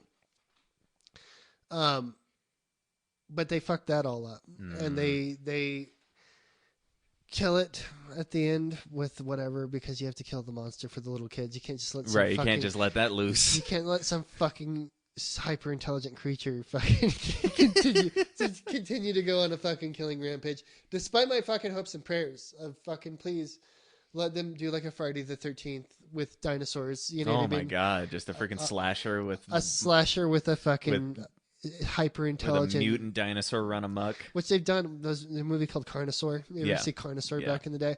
That's what that is. It's just a slasher fucking with the dinosaur, and I'm all on board. Like Tremors. Yeah, same idea. Yeah, the slasher thing is a fucking giant worm, and the first one it's just the one monster, and it's like a monster that chases you around and gets you. Oh man, how are we going to get away from it? And they quote unquote kill it at the end. Yeah. And then you lead it to like a great sequel, which had like fucking. I've seen too many of those movies. I can't tell you the best one. The best of the shitty sequels is definitely the cowboy one. Yeah. They go to the Old West. Have you seen that one? Yeah, I've seen that one. Yeah. And it's fucking damn decent. And I'm like, wow, they should have done this a long time. If we're going to get crazy and do like a fucking a joke fold in on itself, why aren't we doing like a fucking Jason X in the future fighting Gravloids or something? Fuck it, dude. Yeah. They got Christopher Lloyd to come do one of them. I don't remember which one, because they're farting and flying around at one point. Yeah, I think that started up in the second one. Yeah. And I'd like to go back and watch more of it. Jamie Kennedy was in one of those, like, after his fucking life fell apart. Oh, yeah. Basically. Yeah. I don't know what happened to that guy. because he had his own TV show. And The Mask, the second Mask movie is what happened. Oh, that's right. The fucking Son of Yeah. the Mask. And it was a giant flop, so he got blackballed. His career got fucked. Because they were like, well, Jim Carrey's out, so pick somebody. And he's like, I'll do it. Yeah. And they were like, sure, fuck it. And so they put it all on his shoulders when it fell apart, basically. Oh, man. Or the rest of the world did. Mm-hmm. You know what I mean? Because they're like, this isn't... Because Jim Carrey was the beloved saint at the time. Still at the time, yeah. And so everybody's like, who's this fucking guy? How fucking dare he? So those are big shoes to Those fill. are big shoes to fill. You can't just freaking jump into that. After the fallout of Son of the Mask... he was in I swear it was one of the Tremors movies. I swear. And he works with Bert. I think it's the third one.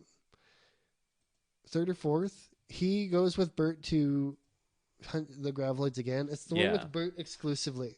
Everybody else. There's a couple of them. And that started because they did the TV series. Right. Where Bert was the main I character. was all on board with that pile of shit too. I was like, why not? Let's have more. Just the balls to fucking produce a TV series of Tremors was just like, I thought was just the greatest thing. They turned a franchise out of nothing, dude. Like they made this like great B movie, like a high production B movie, and then like turned it into fucking whatever the fuck it became. Like I don't know how it became what it is. Like Friday the 13th, the series, or like Halloween 3, where they tried to just like ride the name, but it didn't. It wasn't horrible. Like how the Stargate series was better than the movie. Yeah. I never watched it, by the way. I never watched the Stargate series. The series. It was pretty good. Did you finish? Did you watch it? I remember like Sci-Fi Channel used to be just like they were all my about jam all day. Yeah, so they were all about that fucking show too. So I watched quite a bit of it on there. Yeah. I'd like to check it out. I'd like to go back and check that one out. I'm in the middle of Deep Space Nine, like I said, and I'm fucking all in on that.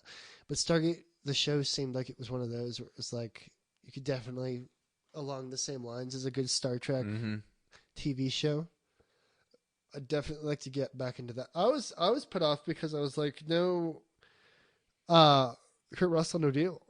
Oh yeah, Kurt Russell is a major selling point for almost everything in my life. I was like, what would Kurt Russell say about this before I bought this? Or would Kurt Russell want Taco Bell right now? No, I don't do that. But well, it's kind of like MASH the movie versus MASH the series kind of thing, where like the original cast of the movie apparently, like when the series first came out, like totally disowned it. And you know what the weird thing is like I would take the movie. I like the movie. I love the show. Yeah.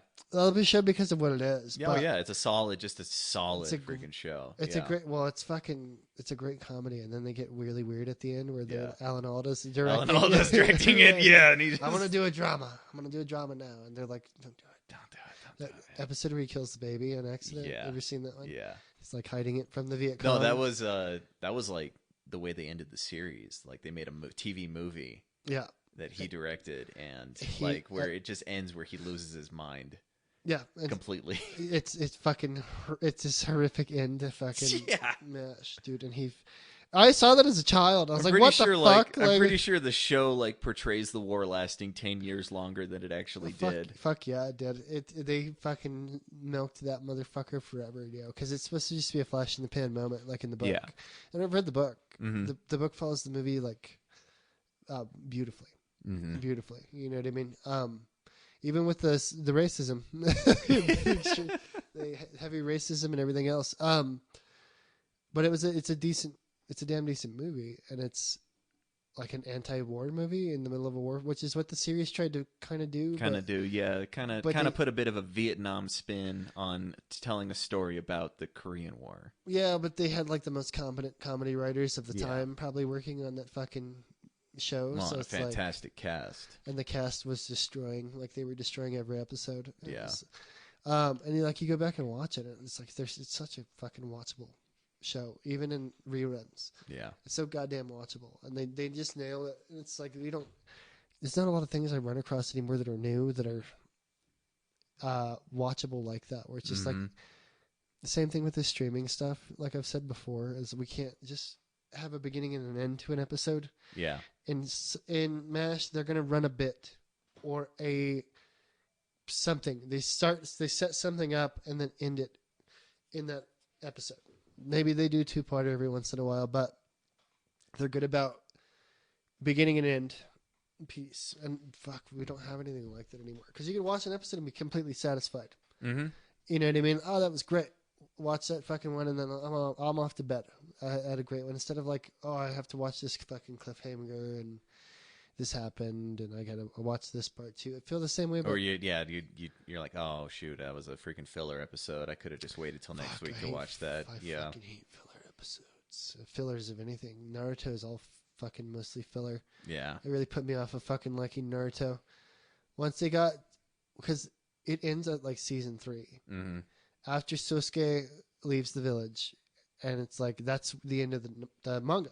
Yeah. As I found out later on, because I was like, there's 7 seasons of this shit.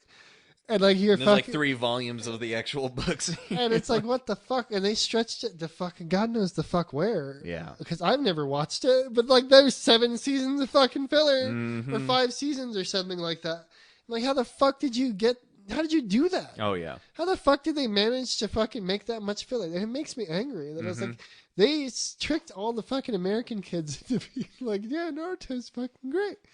Instead of telling a goddamn beginning and an end story, which is what Naruto has in the comic book. And it really fucking soured the fucking whole taste for me, man. It fucked everything up. Same with Bleach.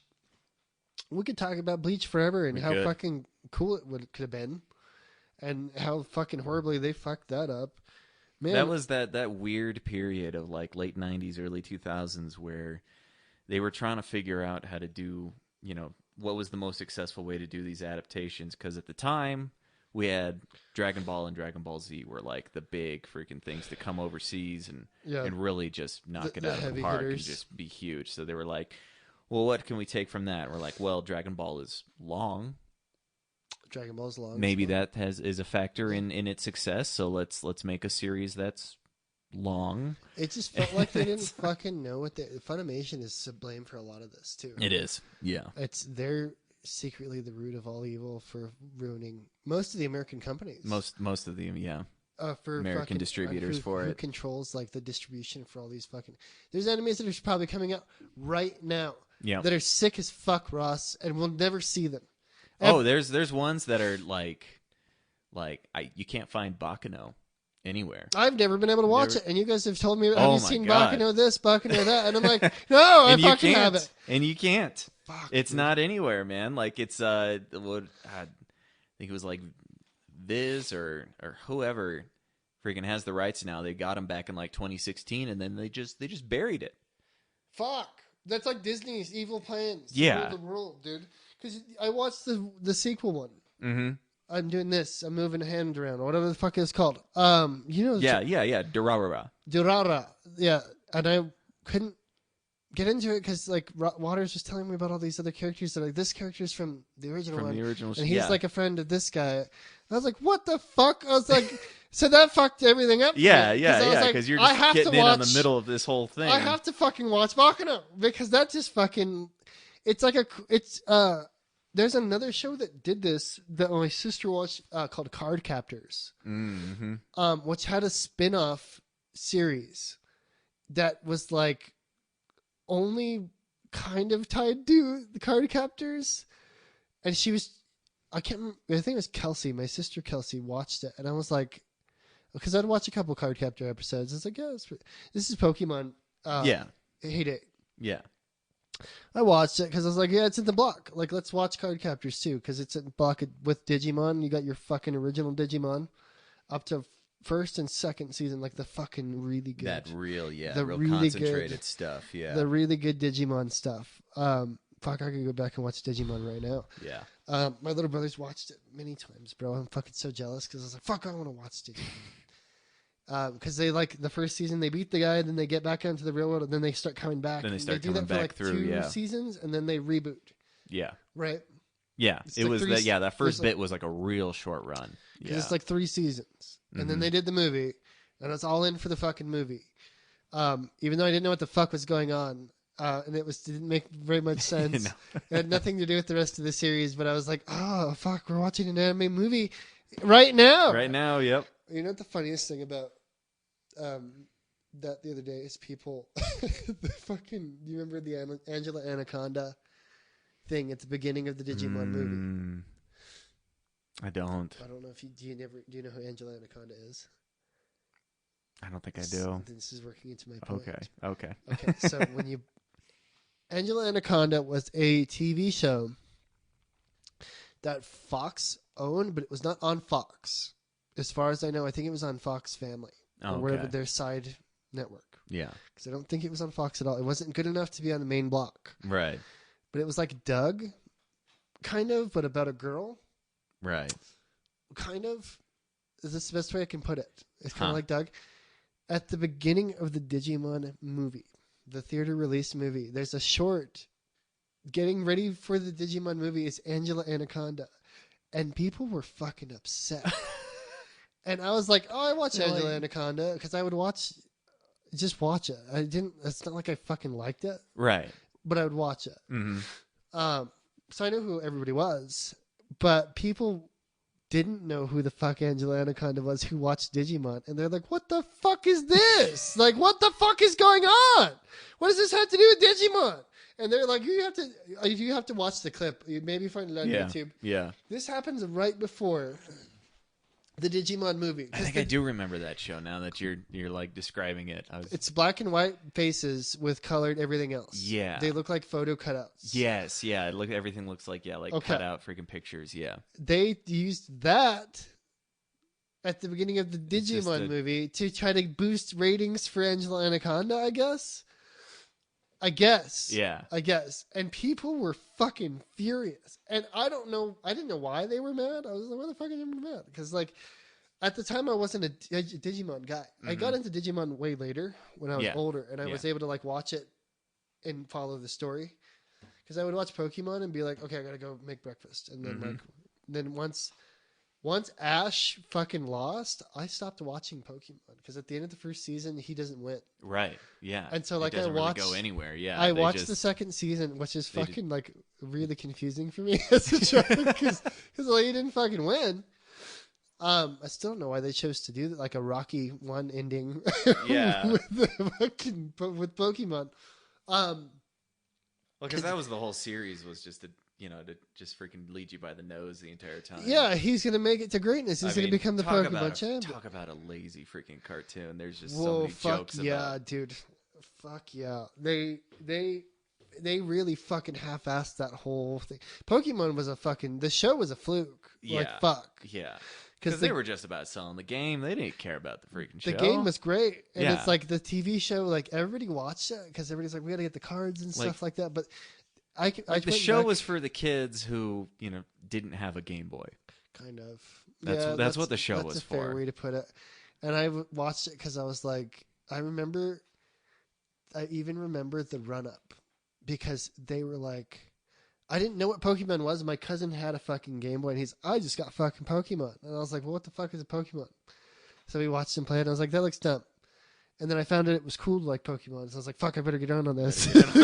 Train. I gotta get on this fucking train and fucking be with it before fucking other people figure out I'm not. Which is what kids have to do. You have to be fucking in with it. You gotta be in with the in.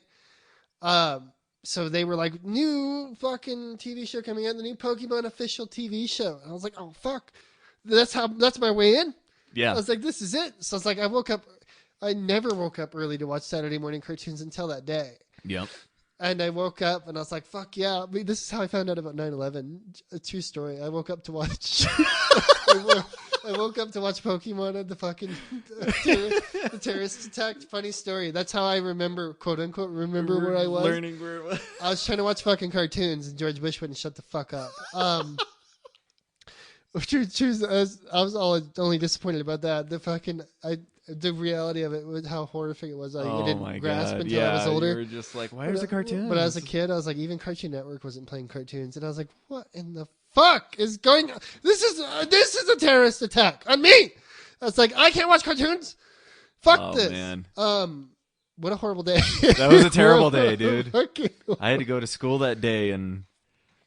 Yeah, I was. Nah, school didn't happen that day. Fuck, dude. Like, nothing happened that day. And, like, so, like, there was nothing to do but just be sad about the terrorist attack. Yeah. Fuck, you're really killing me with this fucking boredom. And now there's more casualties to this fucking terror, which I'm making light of 9/11. See how I've fucking work to that one in. That's space from the event. We have space. Now it's like tragedy plus space equals comedy. Wait long enough to fucking joke about it. Now we can fucking joke about 9/11 a little bit. I can. I will. It's just it fits into the story really well because I'll die on this hill for Pokemon. But I watched the first episode and felt nothing. Oh yeah, no, there was nothing. There was no story. There was nothing there. You know what's crazy is like that went on for several episodes. Yeah, and I felt nothing. No, there's nothing there. Like I would watch that series, and they would do the freaking to be continued at the end of every episode, thinking that the next episode, I would like go into the next episode thinking they were going to continue the story from where they left it off before, because an episode never ended. Well, fucking Ash only caught 7 Pokemon for the whole first run. He had like 5. He got to the end, and he's like, well, fuck, I only have like 5 Pokemon to pick and they're from. all like... And he never trained them. He never trained them. He never evolved them or anything. You're like, oh my god, kid, what are you doing? Just use Pikachu for everything, I guess. And Pikachu's like, what the fuck? Like, okay, I guess. Like, he went out there and fucking got killed, and now he's like, well, fuck, now Pikachu's dead, so I'll use Caterpie. Yeah. Or some shit like that. You know what I mean? That'll fucking get him. That was a fucked up, lazy run. I was so disappointed by the end of that. And then the movie was great. And then the movie comes out of nowhere. I fucking cried in the theaters as a little kid. And like my dad was there and was like, why is somebody crying? Like, who the fuck is Pikachu? Like, Ash is dead. I don't know who the fuck that is. I can only imagine like how he was like, fuck, how did I get roped into seeing this? He gets brought back to life because everyone was so sad. Everybody was so sad that he came back to life. That's it. That's exactly that's exactly how Pokemon literally Magic the works. story. That's exactly how everyone Pokemon cried works. so hard he came back to life. That's exactly what happened. Oh fuck! Well, I was crying too, so maybe it worked, man. You didn't have to shoot me down like that. Man. I feel personally attacked because that's basically what happened. Mewtwo didn't even explain it. He's like, No, oh, fuck. not at all. I didn't know I had a stone ray. He's like, fuck it, turned that kid into stone. Holy shit. And then he was going to carry on being evil, and he's like, oh, fucking, fuck it. He's crying. Okay. Well, he's back to life. He's back. What if he did that? And he was just like, fuck. Like, I look like the bad guy here. I got to buy that. Come on. I got to buy that one back. I'll fix it. Yeah, it feels like the whole writing of Pokemon, because I feel like I'm pretty well versed in most of it, at least for the first like 2-3 seasons. That they didn't know what the fuck they were doing the entire time. No, not at all. In fact, like it was on an episode basis. It was really a joke, like the whole time. They're like, "This is a freaking commercial for the video game." Like, I don't think the Japanese gave 2 flying fucks about fucking Pokemon at all until they found out how much Americans liked fucking Pokemon, and they're like, "Yeah, and there's other Pokemon too. We'll make more." We'll make more. Fuck it. Now there's 700 of them because every year they're like, we gotta fucking come out with more fucking. So they have this guy drawing. There's one that's like a fucking trash can now. Yeah. There's the new ones. Yeah. The new ones are garbage, bro. And it's just like, I want to buy the new Pokemon game, but they can't have one without putting the other ones, the old ones, back in there because it's like the new ones. It's like they're just like fuck. Just doodle something, and we'll fucking make up a name. Because that's where they're at now. And people are like really attached to some of these other ones, but they're like, what animals have we not done yet? They're like, we haven't done a bird. We've done bird every time. Every time there's a fucking bird. First episode had a bird. Do a thunderbird this time. Fuck, we haven't done a thunderbird. I guess not, yeah. All right, now this is Zapdos. Now this is thunderbird. Everybody happy? Well, what about Icebird? Fuck! All right. Now we have an Icebird. Now, anybody else? Let's do dogs next. Well, okay, let's do fucking dogs next. And so now there's like legendary dogs. Which that happened. And now that's just fucking 1 and 2. That's the first 2 versions. The first 2, of them coming up with an idea. I can't tell you what happened between 1 and 2 and fucking 7 or 8. Because I don't know any of these Pokemon.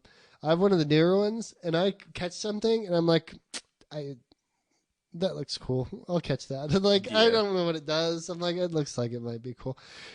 I don't know what its name is or what it does. I'm fucking feeling like such a boomer, dude, playing the new ones because I want to play the new one just for old time's sake. But I'm like so unattached to fucking any of it that's happening, and there are people that are fucking still committed to this shit. That they blow me the fuck away. It's like now that's why I envied the Digimon kids because Digimon never fucking got. They were like, we only drawed like 5 or 6 what's funny dudes. is most people don't even know like the toy that Digimon came from. That Digimon came out of the freaking Tamagotchi the Tamagotchi era. Yeah. My sister had one of the Tamagotchi Digimon. Yeah, no, I had one my too. brothers. I had one. My brothers had one. I mean, we could, dug them even more. Well, than you the could plug Tamagotchis them into you each plug other them and into fight. each other. Yeah, it was badass, and they were fucking cool. And that was like better than the fucking whole Pokemon thing because you needed a Game Boy. Yeah, exclusive with Nintendo. With the freaking Game Boy Link. What bothered me was like the other stuff that came afterwards, like Bakugan and which was way later. Yu-Gi-Oh! I was okay with. I never watched it, but the card game was fun. I played it, and I was like, it's just like a fucking Magic the Gathering, but not fucking face-numbingly intense with all kinds of fucking rules and shit. Like, I'll never get into Magic because it's like there's so much shit now to get on top to, like, you have to know everything. Yeah. And at least with Yu-Gi-Oh, if you watch the first season, you're like, okay, I get the trap card thing. Okay, cool. Trap card down. Used Mere Force on you. You got boo-boos now. I don't have boo-boos. You have boo-boos. That's it. And then you go through the whole thing and then yell at Kaiba. And it's, my little brother is really into it. Yeah. So I'm not shooting down Yu-Gi-Oh because he's like, that's his generation's wave. 3 generations later, it was probably a Yu-Gi-Oh thing. Sure. After the fucking first season of Pokemon, I was already like moving on to Dragon Ball Z and shit, bro. I was like, we're childish things. And it'd be set over here. And then we move on to like fucking Reboot and Adult Swim and stuff like that afterwards. You know what I mean? And most of the other shit, that, like, because it was Channel 8, WB. Was putting on had the best cartoon block. Yeah. They had like an okay run of anime. Because they stopped playing Animaniacs and stuff, and they were like, more anime, because that's how our other stuff disappeared. Yeah. Because they were shoving anime down our throats. Kids want fucking animes we never even fucking heard of. There are animes that came out on the WB that nobody even fucking talks about, that nobody was watching. And little kids were buying the toys. There was one about robots where you built your own robot. That was pretty cool. I remember the concept being cool, but I didn't want to watch the fucking show. What the fuck was it called? It wasn't BattleBots. No, it wasn't BattleBots. It's something like that. And you could buy a fucking frame of a robot and build your own fighting robot. Right. Yeah, I remember that was. Do you know what I'm talking about? I do remember. I remember the toys. Yeah, the toys were cool. Yeah. And they were just selling toys because that's what WB was all about. Was like cash in that little sticker on the fucking toy box. Man, that didn't work out so well for Matrix because now they don't even fucking play cartoons, I don't think, on Saturday. No, the Saturday morning cartoon blocks are gone. Well, local television is gone, because everything got digitized, and so then, there was nobody, just like, the poor kids, their only outlet for cartoons was, watching their freaking rabbit ear set, watching the local channels on Saturday morning. Desperate times. Pre-cable days before it was... Before I had cable, that's the only cartoons you got. Oh, yeah. No, I didn't... My family didn't have cable till I was like, like almost 12 or something. You're like yeah, I was like... Your bane. I didn't have TV until I was already a man. I was bonded by boredom. I was raised by it, molded by it. I played with dirt. I ate dirt when I got done playing with. I was a dirt eating kid. I totally ate dirt. I fucking ate dog food too, and I'd be like, it's good. And my mom would fucking lost her mind. But I was that kid. You couldn't pay me to eat something, but I'm like, dirt is fine. This is gourmet shit. But I'm not eating bugs. Good dirt over here. Yeah, I'm not gonna eat fucking bugs. You're fucking out of your mind. Those were it. Like, so you had to fill up a whole week of fucking around to get to Saturday. Yeah, to get to Saturday, and then you're not even get to sleep in on Saturday. You're waking up early to watch freaking Beast Wars. Yeah, well, you had Ninja Turtles before that. Yeah. So, like, I don't even remember what channel Ninja Turtles fucking came on. Dude. I want to say that was like NBC or something. Fuck, was it NBC? I wish I could remember.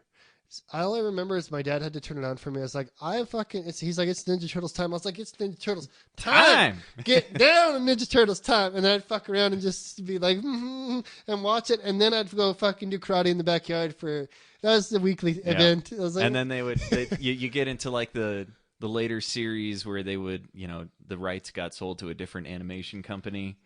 And so everything's changed. You're like, whoa. Wait a minute. What happened here? They've got freaking pupils now? Yeah. They can see their eyes? I fucking got off on the Ninja Turtles train because I still loved them, but I didn't get into the later seasons because I found Batman, the animated series, and Batman. I went from Ninja Turtles straight to Batman. Yeah. Like, it segued beautifully. And that was a badass series still to this day. That was the good one.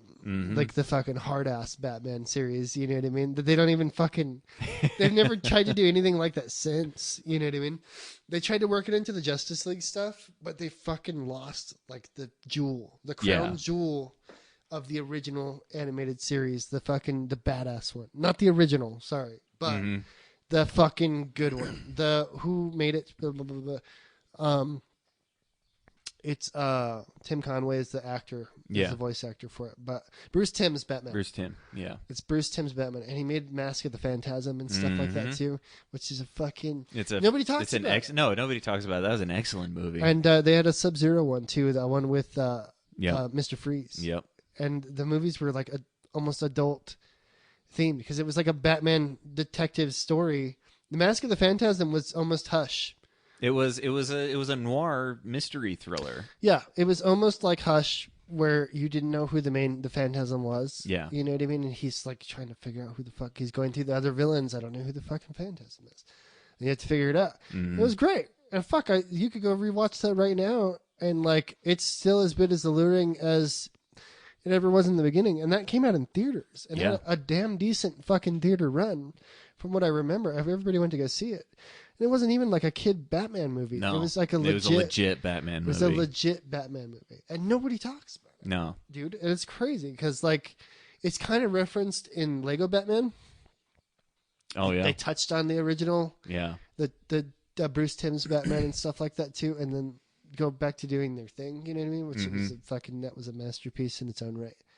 The Lego Batman movie was like the ultimate inside joke for everything. For everything. If you've been following Batman for the last 20 years. If you've watched a fucking DC movie in the last fucking 5, they had they were going to take a shot. You're going to hit a zinger on that one. Yeah. They chopped down fucking Suicide Squad with their fucking... Oh my God, with the freaking Killer Croc and... And they let it go. They did. And they let all that shit slide in there. And like... It came out like the same year, too. And they shot down... You know who also did? The Teen Titans movie also took shots at fucking like Aquaman and shit. That. Because they were like, if Aquaman can get his own fucking movie, we're gonna get our own movie. So I was like, well, fuck. And it's Teen Titans Go, and it was halfway decent because it's like a SpongeBob-y esque cartoon. It's funny if you ever watched it, but it's damn sure not like the cool one. No, we all know that there was a fucking really cool Teen Titans series, yeah. And they like kind of followed it off of Bruce Timm's art style a little bit, and it was like really kind of edgy, almost Batman Beyond-y, because Batman Beyond was a fucking killer show too. That was a killer show. And they always do interesting things with Batman that they never fucking do with any other. And they can't pull it off. No, I think they could do it with Manhunter Martian. Like they could do something with Manhunter Martian to make him fucking cool, but he's just like a fucking side piece to the Justice League. He's always a side character to the fucking... Plastic Man gets more fucking... play than goddamn Manhunter Martian. And Manhunter Martian has fucking... He has the powers. He's got the powers. He's basically invincible. Moves. He's shapeshifter. I mean, come on. He can fucking turn invisible, can walk through walls and shit. He's the fucking dude that you want to fucking have on your team. And they make him seem so fucking boring, dude. Yeah. It doesn't make any sense. And then he's not even really in the Justice League movies. Like, they fucking missed the opportunity to have... Yeah. Because Justice League was just like, they fucking use Cyborg? Yeah. Cyborg instead of Manhunter Martian? Dude, what the fuck? And then a comedic Flash? Like, what were they doing? They were, and those are all falling apart now too. They are. Like we're gonna get Wonder Woman, and then they're gonna act like nothing ever happened. They're reshooting Batman. Yeah. They're rebooting it. Yeah. With what's his name? Freaking Twilight. He was in the Lighthouse and everything else recently. He's a great actor. But I got to look at the Batmobile, and I don't think you're going to be happy. I've seen the bike. I haven't seen the Batmobile. It's a Charger. It's a '69 Charger. Really? It's just a Charger. I saw a picture of it. Huh. I swear to, unless they changed it since then, but I swear to God, they're like, look at the new Batmobile, and I took a look at it, and I was like, a Charger? This is just like a late '60s Robert like, Pattinson. That's Robert name, Pattinson. So I don't know what the fuck they're gonna. I don't know if I like it already because I'm already like Batman needs to have like a crazy fucking car. That's part of the fun. Like I have seen his bat suit, and it's literally just hockey pads. Yeah, I think we're going Nolan-esque. Well, not even Nolan-esque. I think they saw sort of the down to earth ness of Joker, and they were like, you know what? Yeah, let's just strip everything back. Let's get rid of kind of the more sci-fi kind of. Do you think it's going to be a year one Batman? More than likely, if they're going with Robert Pattinson and casting, that relatively young, because that could be fucking cool. That could be cool. Because that's what explained like why all the things look like that. Because then if we're doing year one, he doesn't even have the Batmobile in year one. No. So that could just be his car. That could just be Bruce Wayne's car. We might be onto something here because I didn't think about plugging fucking year one into that equation because like year one fucking slaps. Yeah, it's a good little run. Well, now year one, it all depends on more so than who they cast for Bruce Wayne is who they cast for Jim Gordon. Yeah, because year one is a heavy Jim Gordon story. It is because Batman just kind of fucking shows up in the midst of all this shit, and he's trying to put Batman away for a little while. He's hunting him down for the first little bit. Yeah. Who could play it? Who do they have cast? Do you see anything? No, I'm trying to look it up right now. Because I know they're showing off Pattinson like crazy. Well, he's good though. Because he's been in other things. Twilight was just like a fucking blemish on his career, honestly. Like in my opinion, everything else has been stellar. Because he was great in Harry Potter as the Hufflepuff kid who gets killed. Mm-hmm. And he was like one of the better, more well-rounded actors in that fucking movie. He was. Because he's like one of those great supporting guys in the background, and then you put him forward, and now he's in The Lighthouse, which I still haven't fucking seen. Put him in stuff like that, and he's fucking holding it down. But Twilight was like one of those, that was a cash grab, like fuck for everybody involved. Oh, yeah. Bro, like if I got offered Twilight money, I'd fucking do it too. To just be a fucking side character, to hang out and be replayed on TBS forever for the next 10 years. Fuck it. We need to start thinking about wrapping it up. We do. Because I don't know when we fucking started. Because I still have to go do dinner and everything. Yeah, I got a meal prep for this week. Oh god, me too. I'm trying to right now. I'm soaking a bunch of beans. Oh, right on. That's my plan, is to do beans and right stuff. On. You got your coronavirus supply? Fuck no. I hope it kills me. I hope it just fucking wipes me out, and I'm like, well, I'm dead, so I don't have to pay bills. Just wait, just long enough to fucking play Doom, and then after that, I'm dead. Done. Dead. Dead from Corona. I think too bad it's not going to happen that way. Right on. But, well, I think we'll end it here.